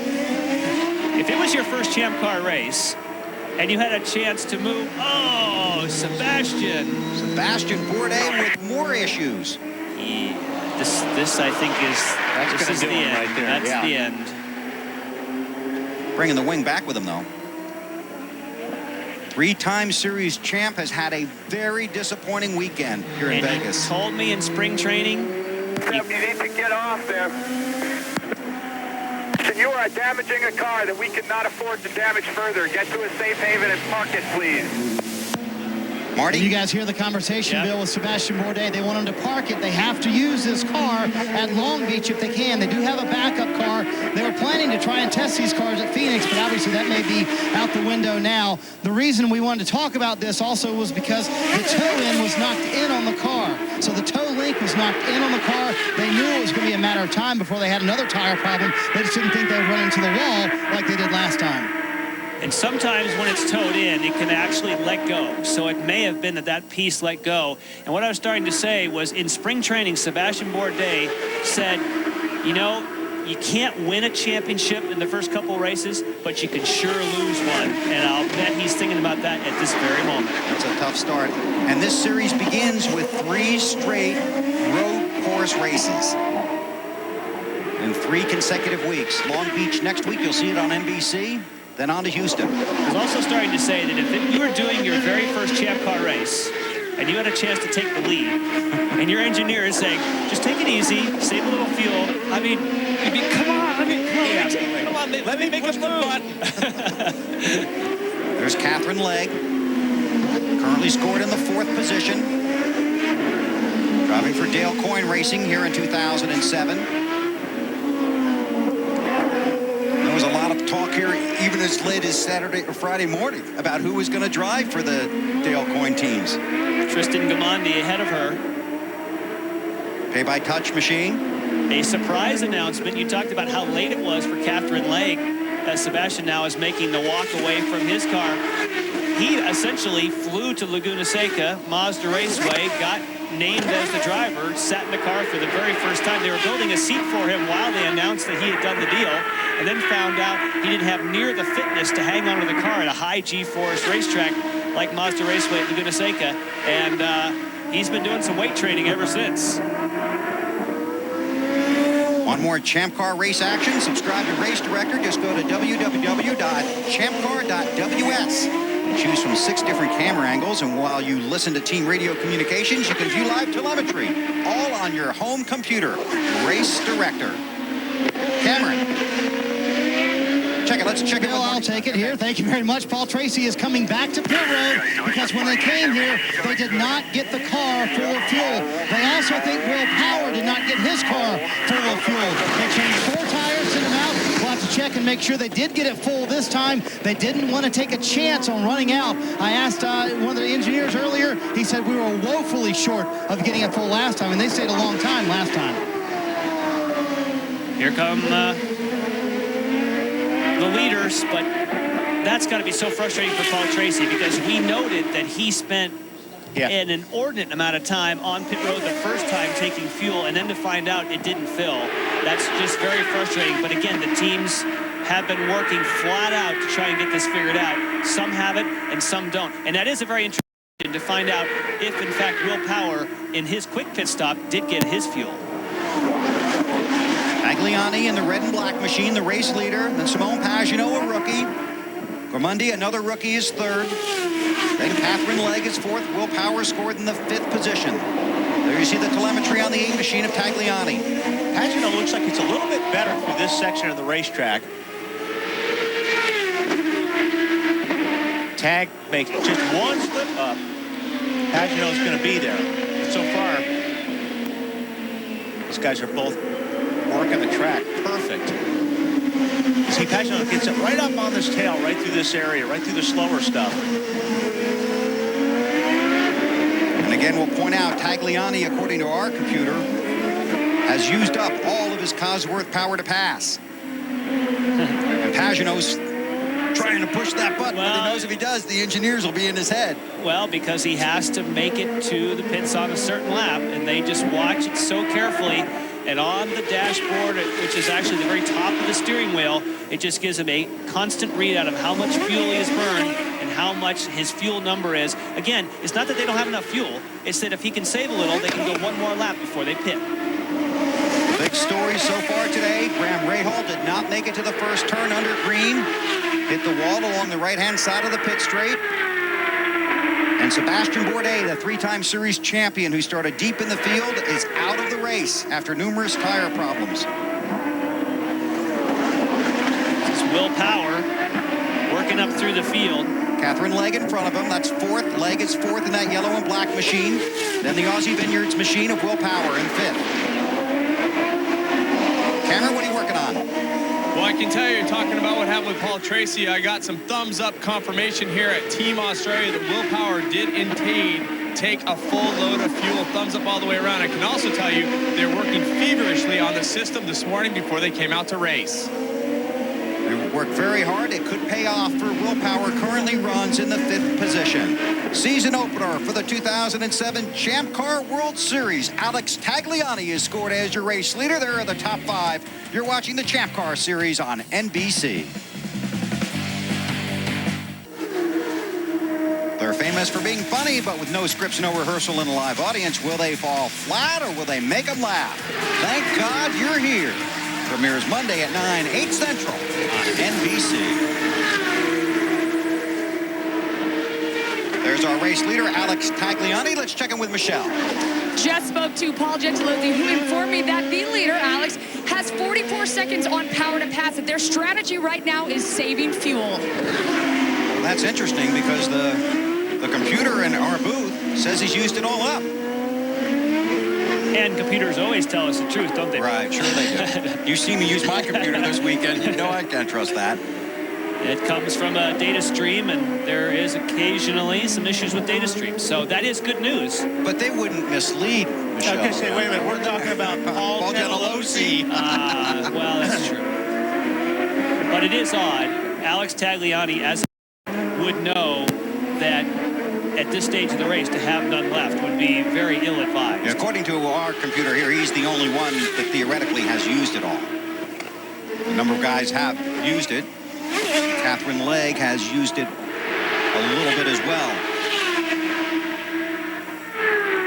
Will Power, Aussie Vineyards ride, started from the pole.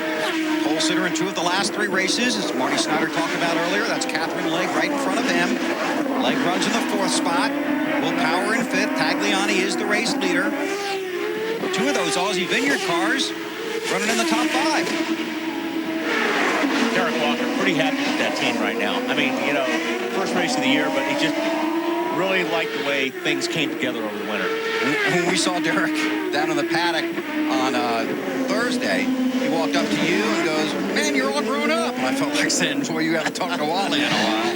But you guys go way back, don't you? Yeah. Well, Derek's been around IndyCar racing for a long, long time, and had some really good efforts. There's Tagliani. He was is the race leader. Oh, and Alex Figge's back out. We saw him stopped after that chain reaction at the chicane, but he's out there as a rookie, getting some experience. The other Pacific Coast Motorsports car. Teammates with Diol. And with that section he just went through, and that was Tagliani followed in behind. So I believe the leader is on pit road. Bill Stevens. Here comes Alex Tagliani. Oh, is this a big pit stop as he comes in? Watch his fuel man, Randy Karpik. It's very important that he knows that that fuel cell is completely full. We've talked about it today. There's so much on his shoulders. Fuel's still going in. 4 new Bridgestone tires. He's waiting.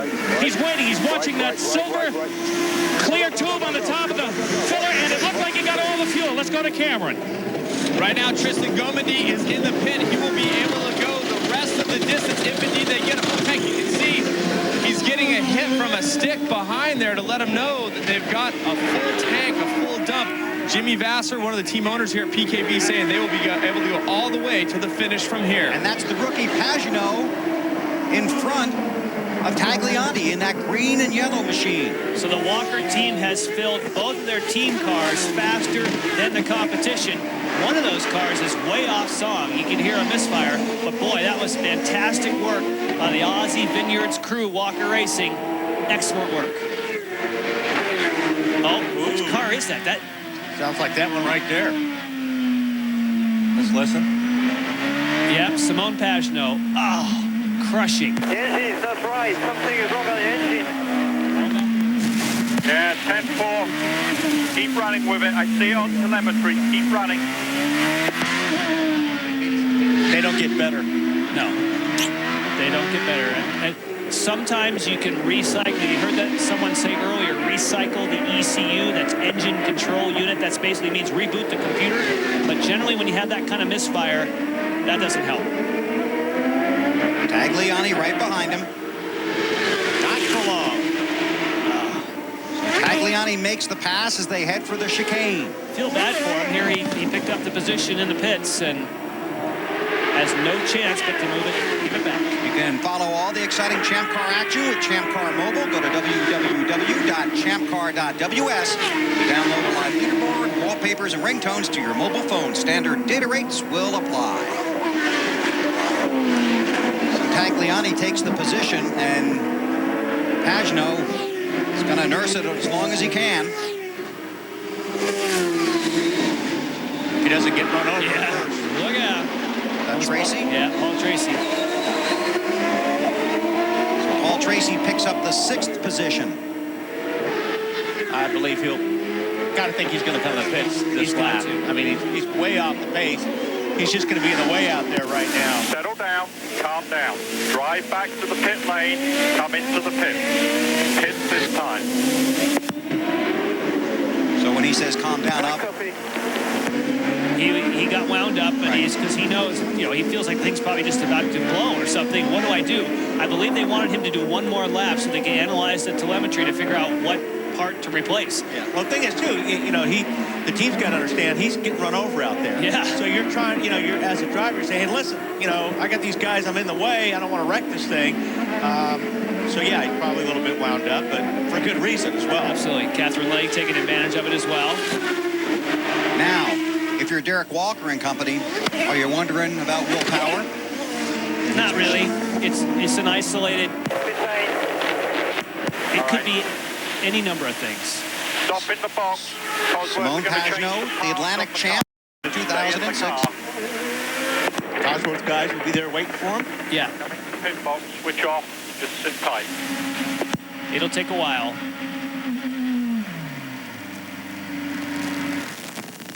Cameron. Well, you can see they're getting work going immediately on the back of Simone Pagenaud's car. We're going to be moving over towards Derek Walker and Rob Edwards to try to get an update here in just a second and find out where they're going. And we're listening to the radio right now as well, boys. We've got a problem with the engine. We need to fix it, okay? That's a veteran voice trying to calm a rookie driver. Yep. Complimenting him on doing a great job, and when you have some type of electrical / engine related issue, he's just got to be patient. It's not going to be a race he's going to win, but he may get back out there and get some more valuable seat time. His teammate is scored as the race leader.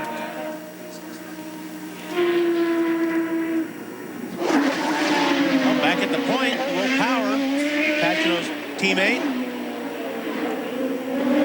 Started from the pole. Got schooled by Paul Tracy.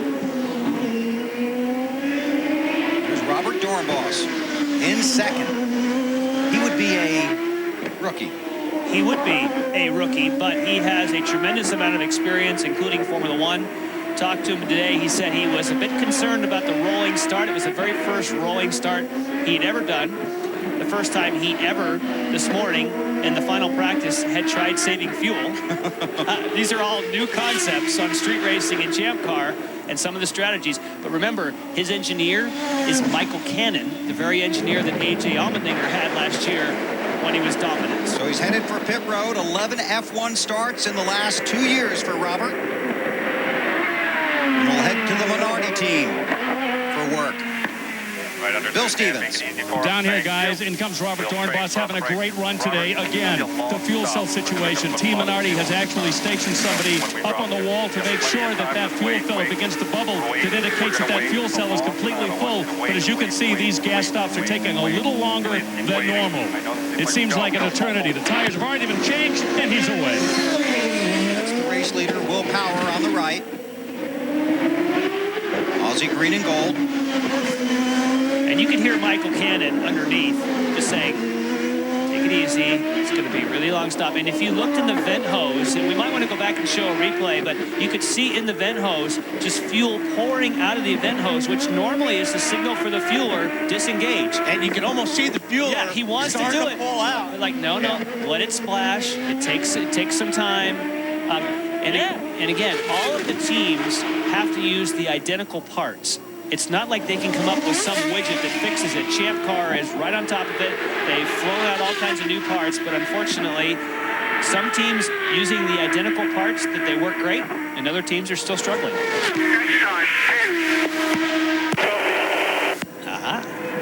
The leader.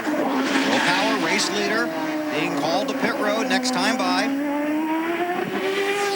For these drivers that are used to 6 or 7 second pit stops, that must be agonizing to sit there. Is this a normal, now, is this a normal fuel run? Did he run that long? Now, you see, someone didn't tell us the truth. I was going to say, because he pitted 16 laps ago. I don't think you're going to be pitting in 16 laps if you got a full load of fuel. You should be able to go 25. So, you know, when he did that quick pit stop, yeah, we wondered. You were on money. We'll see if that was his radio. They did. We heard radio traffic saying, hit this lap next time by. Working around the hotels and the casinos in downtown Vegas. He's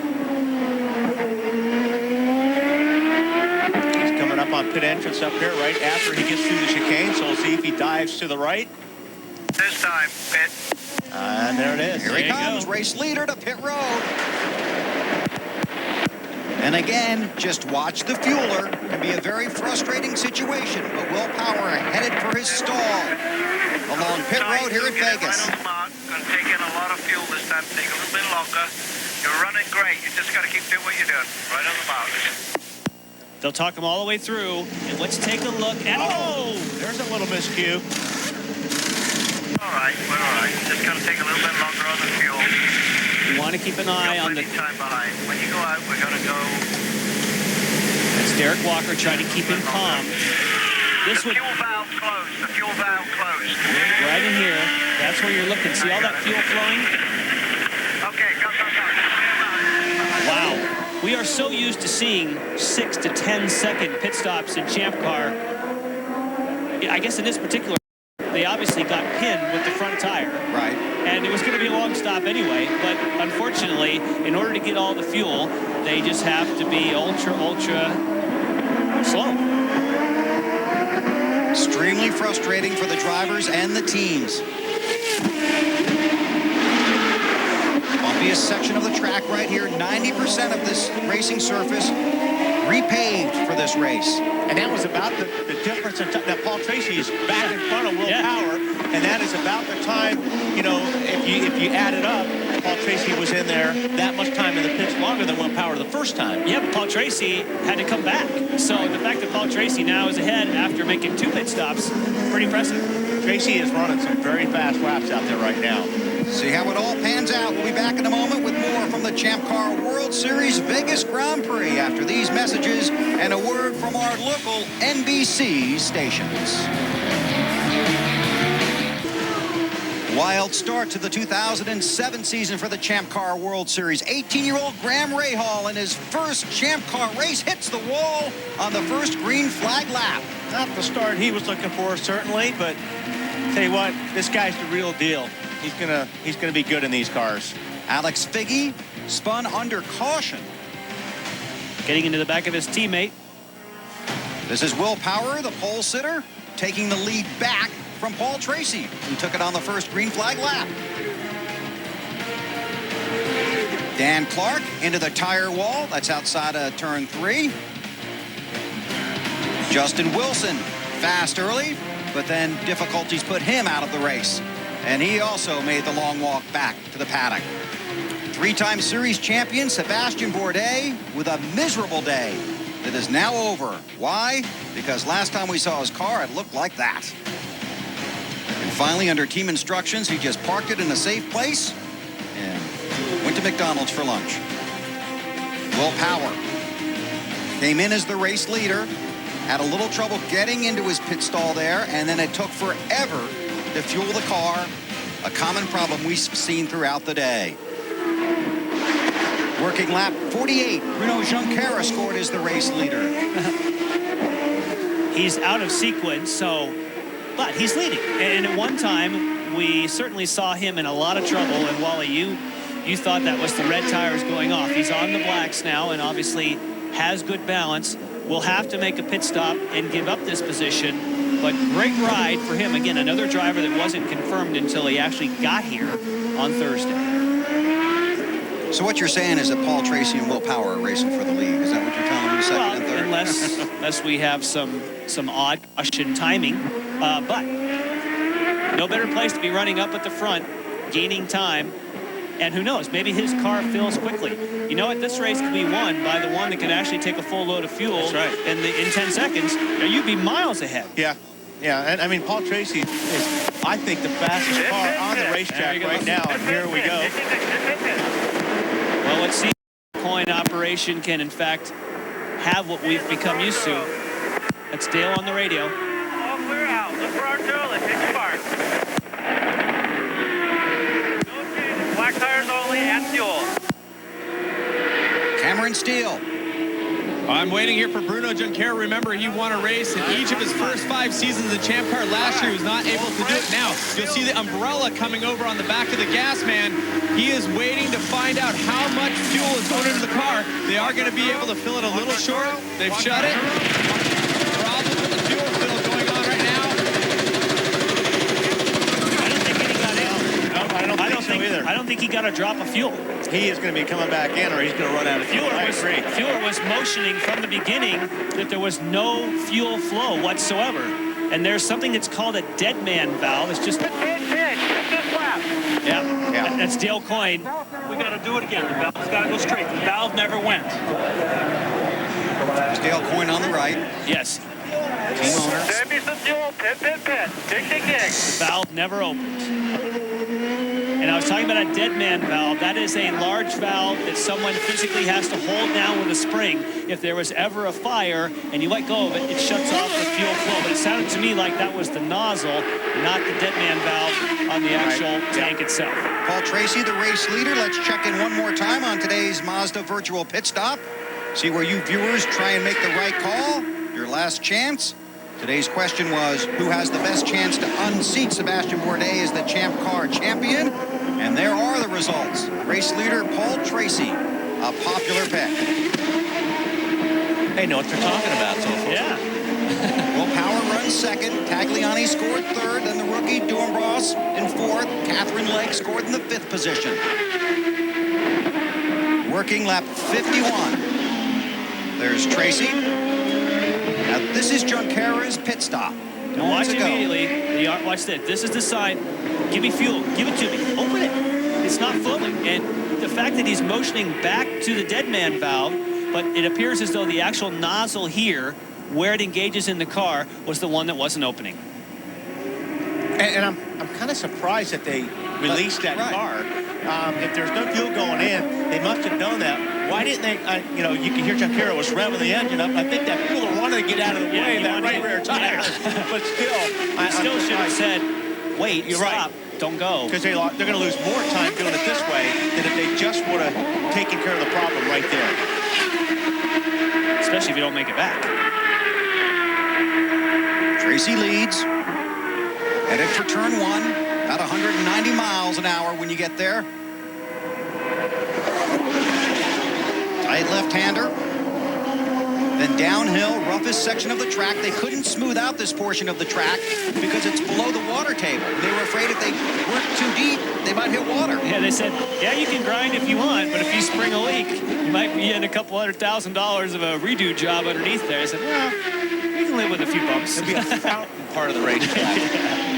Marty Snyder. Well, guys, Paulo's cruising out there now. They've told him he's the fastest car on the track. He has not said one word since they had the fueling issue earlier in the race. He wanted no changes on that very first stop. They do have one more stop coming up relatively soon. They have to make on this car.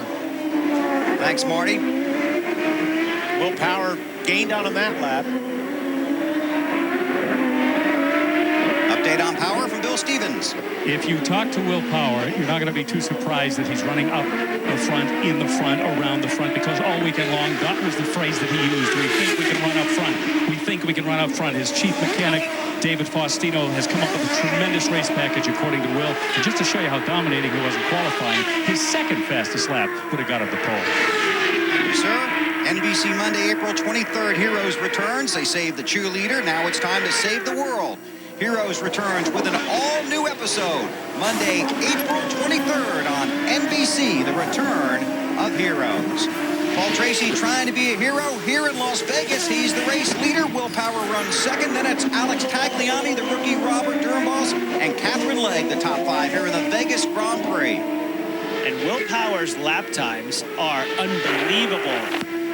He's done a 1:19.9 as his fastest lap of the race. Paul Tracy's fastest lap is a 21.3. Yeah, right now, Will Huge Power difference. is 1 second a lap, 1 second faster each lap. That is huge in street racing. See how it plays out as the timing clock ticks down here at the Vegas Grand Prix, the season opener of the Champ Car World Series, live on NBC. A lot of fun here at Vegas this week. Paul Tracy at an autograph session, making friends on this here in Vegas. And look at this. Paul Tracy, the race leader, and Will Power right behind him. See if Tracy ducks in pit lane this lap.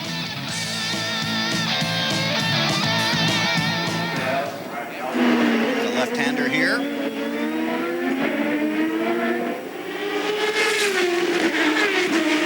Through the chicane. If he goes to the right, it's to pit road. Stayed out.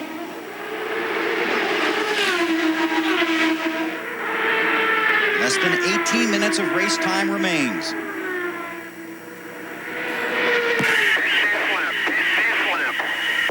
So Tracy will pit next time by. 2.2 miles from there. You can see the clock counting down in the top left-hand corner of your screen right above the running order. That's race time remaining. All Champ Car events in 2007 are timed events. Now I'm going to be wondering if I'm Tracy, okay, I got to come in and put fuel in. Does everybody else? That would be my next question to my crew chief. The good news is, with 17 minutes left, he shouldn't need a complete full fill.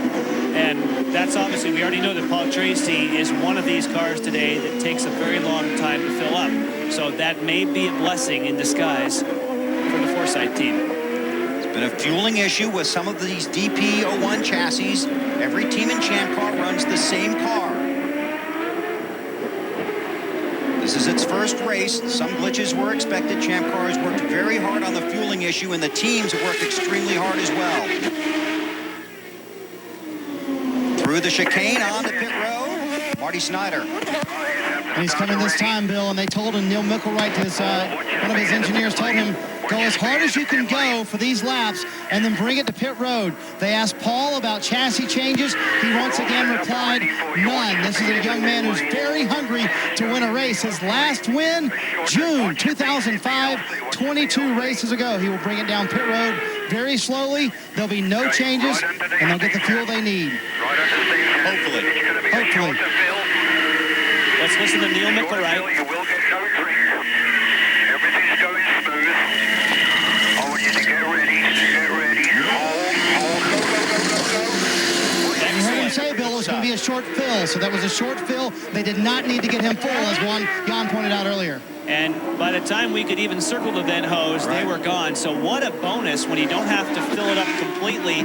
You don't have that venting issue. And Paul's got to be feeling pretty good right now because we know that Will Power will have to pit at some stage and get some fuel as well. Power leader, then Tagliani runs in the second spot. There's Will Power. Well, actually, I say we don't actually know for certain. I'm looking, he pitted 11 laps ago. Will Power may not have to stop again. Again, we'll have to do the math on the close down to 15 minutes and number of laps he's going to complete, but he may be good to go. Yeah, that's why I was saying earlier, if I'm Paul Tracy, all right, I'll come in, but I want to know if he's coming in too, meaning Will Power. Cameron, what are you working on? Well, I've caught up with Will Power's teammate Simone Pagenaud in his rookie debut here in Champ Car. Not the way you're hoping it would go. Well, yeah, I mean, what can I say? We've been doing a great job. You know, we were right on the pace all the weekend. I struggled a little bit in the beginning of the race with the cold tires, but after that we're right on the pace, fighting for a podium, which is good on a rookie day. I think we'll be good contender for the championship. We just need to fix some reliability problem, and I think we'll be right there.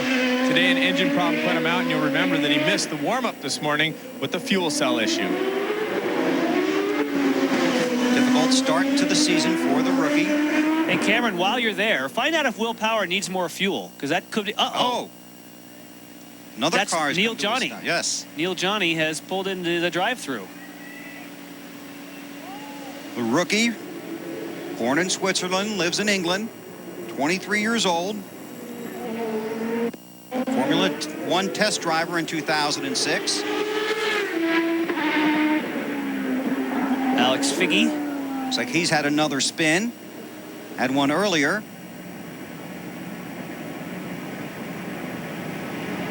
The Halmatro safety team thankfully hasn't been utilized for any extrications, which is what Halmatro builds, which is why they sponsored a safety team this year.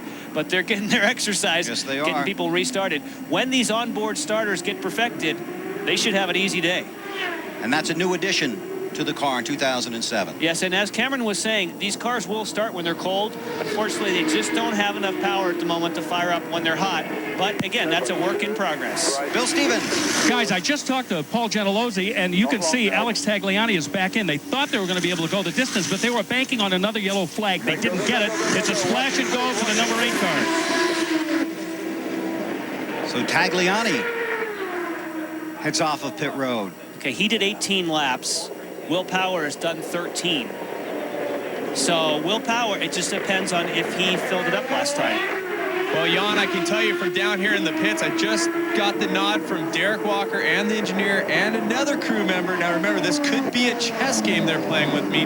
They're giving me the thumbs up all the way around. They believe they can go to the end of the race. But they told you that the last time, right, Cameron? Well, it's not the first time I've been lied to, especially down here in the pits, because, you know, everybody's listening to everyone else, and you're never sure if you're getting the true story. But I will say the crew is all up on the wall. So we'll see what happens here as we get closer to the end of the race. Cameron, just text them and see if they respond. Yeah, there you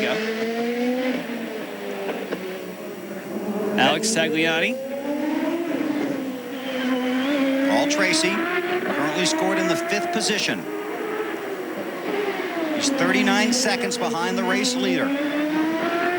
Different pit strategies playing out here in Vegas, as we see throughout the year in the Champ Car World Series. Through the chicane and down through the tunnel.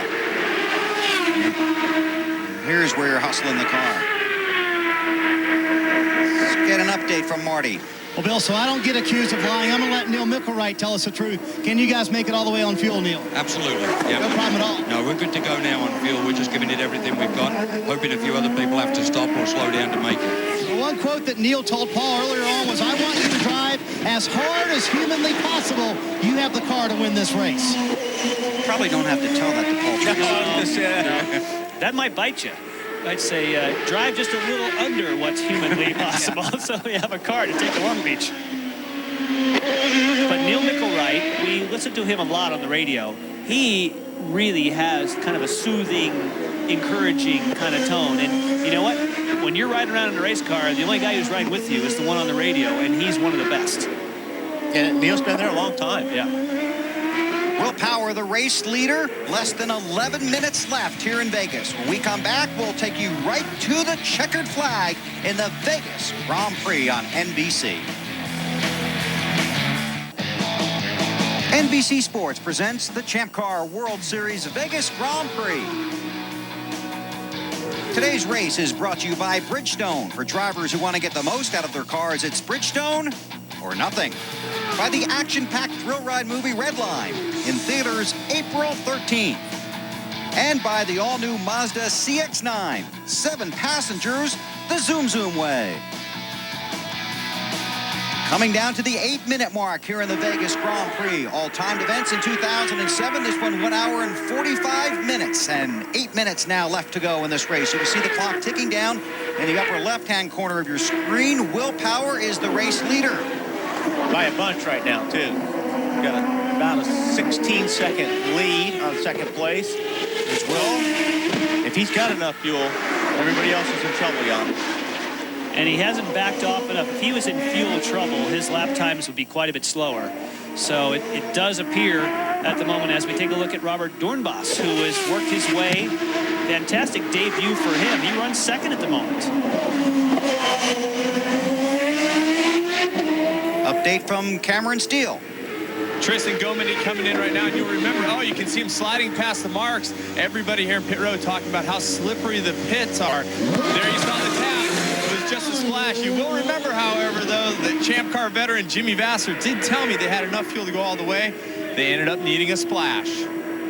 That might not be a lot of fun to drive in the last few laps for him, huh? I'm not sure if he, it may have looked the right front you're talking about when he flat spotted that tire. I'm not sure. It probably looked a little bit worse than it really was. At that speed in the pits, it should be okay, but you can see him. It's so interesting that you can see the body language because he slid past his mark. He's like, oh man, sorry. Yeah, and the third guy was going, it's okay, it's okay. It's all right, don't worry about it. You just need fuel anyway.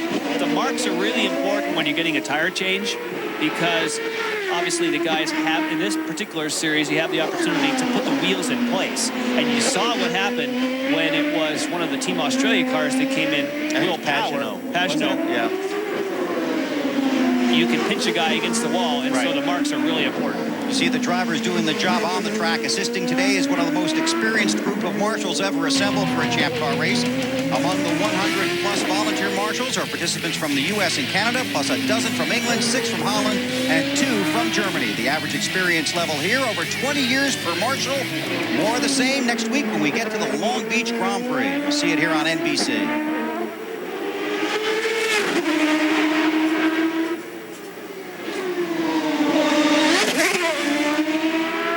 Tristan Gamondi, we're watching, and he's a driver we talked about earlier who physically did not have enough strength, and he is a fit guy. 5 laps to go. Let's push. And he is a fit guy that in a high-speed racetrack, physically, because there's so much downforce on this car, felt as though the steering was locking in the corners, just didn't have enough strength to turn it. Yeah, these cars they're very physically demanding to drive. I mean, people don't realize how, I like using the word violent. I mean, when you hit the gas pedal, it throws you in the back of the seat. When you go through a corner like that, you're pulling G's. And now you get to the turn 1 and you're jamming on the brakes and you're being thrown forward in the car. I mean, these cars beat you up when you drive, especially on a track like this. Well, what a great feeling, though, huh? Oh, yeah. It's fun. That's why we do it. But let's get thrown back in the seat. Let's hang on the belts. Let's slam our sides against the side, because that's what makes it fun. Wally, that's the ride back to the hotel. Robert Durenboss runs in 2nd position. The rookie, who, as Jan pointed out, a lot of F1 experience, 11 F1 starts in the last 2 years. And I think the key here, as I mentioned earlier, the name Michael Cannon. He has the engineer last year who originally was with this team, moved over to Forsyth and worked. You see him on the upper left of the screen. He was the brain trust behind A.J. Allmendinger's setups last year when he just dominated. And you may say, well, wait, it's a different car, so those setup sheets don't work. Well, you know what? It's still the same tires. It's still the same engine. The car's about the same weight. So if you have the computer know-how to transfer what you had on the old car, those things still work. Bill? I talked to Robert Dornbos before the race, a fascinating young man. Obviously, he has a chance of being the top finishing rookie today. What's really interesting with him is that up until today, he had never had a running start in a race car. In Formula One, it was always a standing start, and the only other street race he ever competed in was in Formula One in Monaco. He picks the good venues, doesn't he? And Monaco, this place has got to be like 100-acre field to race in compared to Monaco, because Monaco is one of the tightest street courses you'll ever race on. Yeah. Well, they do have a tunnel. We have tunnels. I'll be honest, I didn't expect to see tunnels in Las Vegas. We got a couple of them here, though. They're pretty exciting. There's the hometown boy, Paul Tracy, the Canadian, lives here in Vegas. Currently runs in the 3rd spot, but more than 30 seconds behind race leader Will Power with 3 minutes plus to go. Hey, Marty, has Paul Tracy asked yet if those other guys got a pit?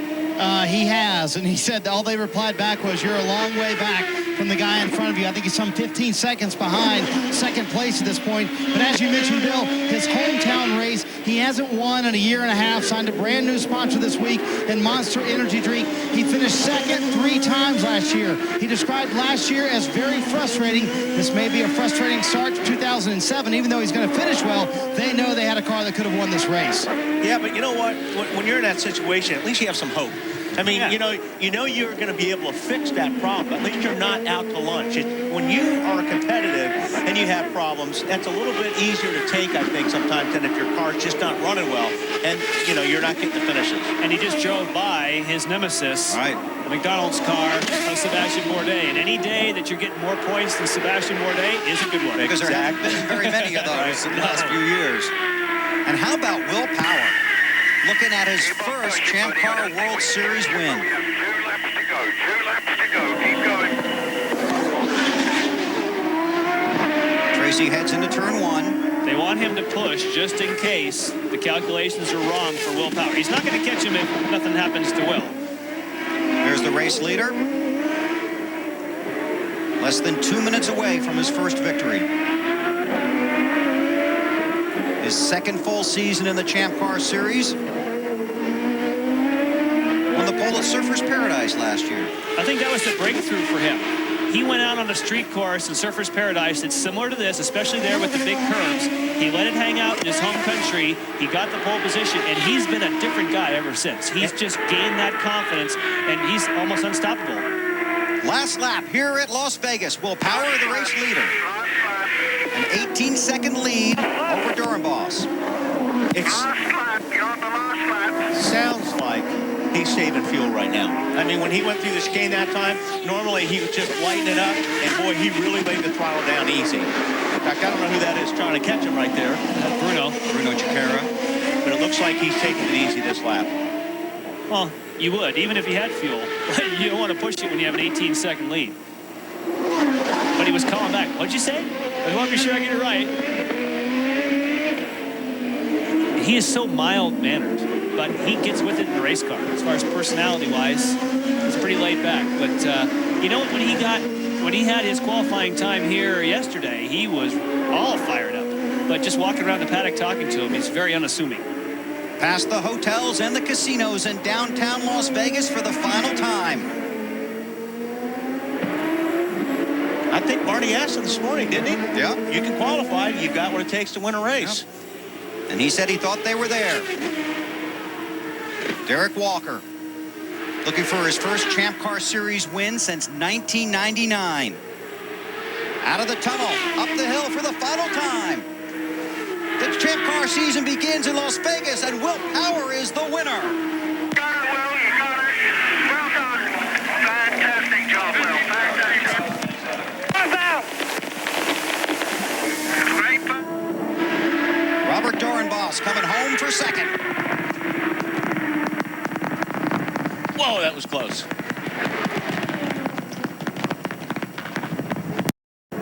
And Paul Tracy looking for the third position. Well, I would imagine there might be some Aussie Vineyards wine consumed. I would think that's a possibility. To camera. Well, the excitement, as you can imagine, here in Team Australia's pit. Happy birthday to Mr. Derek Walker, of course. Dave Faustino getting his first pole here as your engineer and his first win, and a nice birthday present for you. It's got to be thrilling. Well, it's a birthday for the whole team, actually. And my partner, Craig Gore, he couldn't be here today. He's in Australia. I'm sure he's got to be watching. So thanks, Craig. Good job. I know that you had some frustrations leading into the race. You were working on the fuel filler. You also had some problems with Simone Pagenaud's car. Were you thinking it might be a problem-filled day, or were you hoping it all got behind you? Well, you just never know. You know, the guys have been working non-stop since we got here. You know, we've done a lot of testing, but still, you're never done until you get it out there and race it. The guys worked hard. Everything worked on the day, so we won the race. It was a good job all around. There you have from Derek Walker, a little Easter and birthday present together. Let's go down to Bill Stevens. Down here with Michael Cannon, the crew chief for Robert Doornbos. I watched you the last 10 minutes. You were fidgeting, wringing your hands, wiping your brow. Tell me how good it feels right now.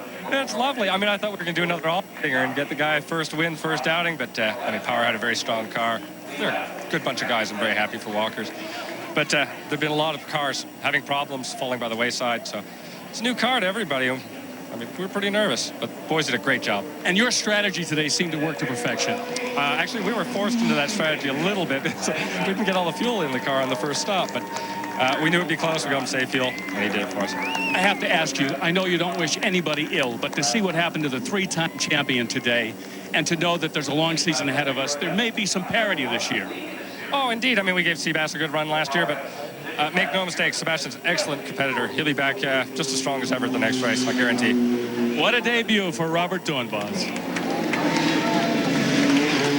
Thanks, guys. An exciting day here in Las Vegas. Paul Tracy comes home third, his 73rd career Champ Car podium. 30 of those victories. Paul remembers them all, and this is one Will Power will never forget.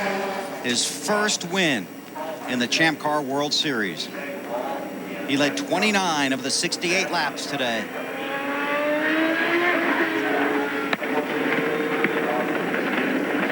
Now he heads for the celebration.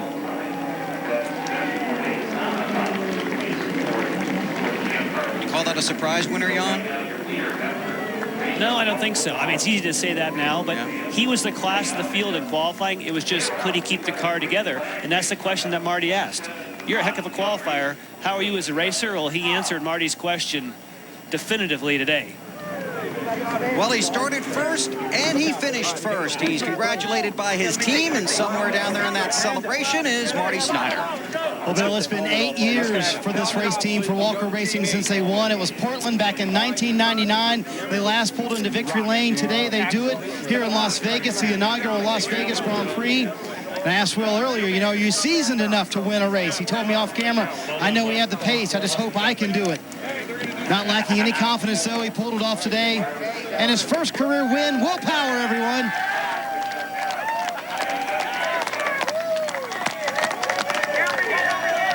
Feels good, doesn't it? How long have you dreamed about that, Will? Oh, mate, yeah. I mean, since Surfers Paradise last year when we got taken out, we were in the lead. But, no, it was a good race. We did our strategy. We got Tracy back on a restart. Oh, no, he made a mistake, and then we just cruised along. At the end there, you know, I had no brakes. I just had to sort of coast into the corners. But, yeah, I mean, the team did a great job. And without the support of Aussie Vineyards, we wouldn't be here. You had to get around Tracy. Were you worried, though, when your teammate fell out? No, I didn't know he was out. Yeah, I saw him crawling around, but I had no idea. I was just on my program. All right, a nice birthday present for his car owner, Derek Walker. Congratulations. Let's go to Cameron Steele. Thank you, Marty. I'm here with Paul Tracy, and Paul coming home third, but you seem a little bit frustrated with that. Yeah, I mean, we had a great car today. Obviously, Will was quick, and I was quick. We were pulling away from everybody, but the first pit stop, I had to come in again and get fuel for 4 laps. So the car didn't take the fuel on the pit stop, which really compromised our race. I think we were one of the quickest cars on the track, lap for lap. But, you know, hats off to Walker Racing and Will. We had a good result, and, you know, it's good to finish on the podium in our home race. All right, congratulations to Paul Tracy and all our winners. We'll send it back upstairs. Thanks, guys. The celebration underway here at Las Vegas. Will Power gets his full win. The veterans with some good runs. But how about the Roush Franz rookies? It could be a really interesting year for those Roush Franz rookie contenders. I mean, they're really good. They've got so much experience when they get to this point. But I was really surprised how everybody did a really heads-up job as far as being rookies. And Catherine Legg ties her career best finish with a 6th. And there you see the rest of the finishing order. Tough day for Graham Rahal. And his expectation was he really thought that he could finish on the podium. And he said so confidently, nothing worse than getting out in the very first corner. Been a lot of fun here in Vegas. A reminder that the Champ Car World Series returns to NBC next Sunday, April 15th at 4 Eastern with live coverage of the Toyota Grand Prix of Long Beach. Coming up next on the West Coast only, it's the National Heads Up Poker Championships. And for everyone else, coming up next, it's your local news. And starting at 7, 6 Central, don't miss an all-new Dateline NBC, followed by Deal or No Deal and The Apprentice on NBC. For Wally Dollarback Jr., Jan Beekes, Marty Snyder, Cameron Steele, Bill Stevens, and Michelle Beisner, I'm Bill Weber. So long from Las Vegas, where Will Power gets his first career win in the Vegas Grand Prix. The Champ Car season is underway in 2007, and we'll see you next week from Las Vegas. Thanks for having us in for the race, and happy Easter from all of us at NBC. It educated me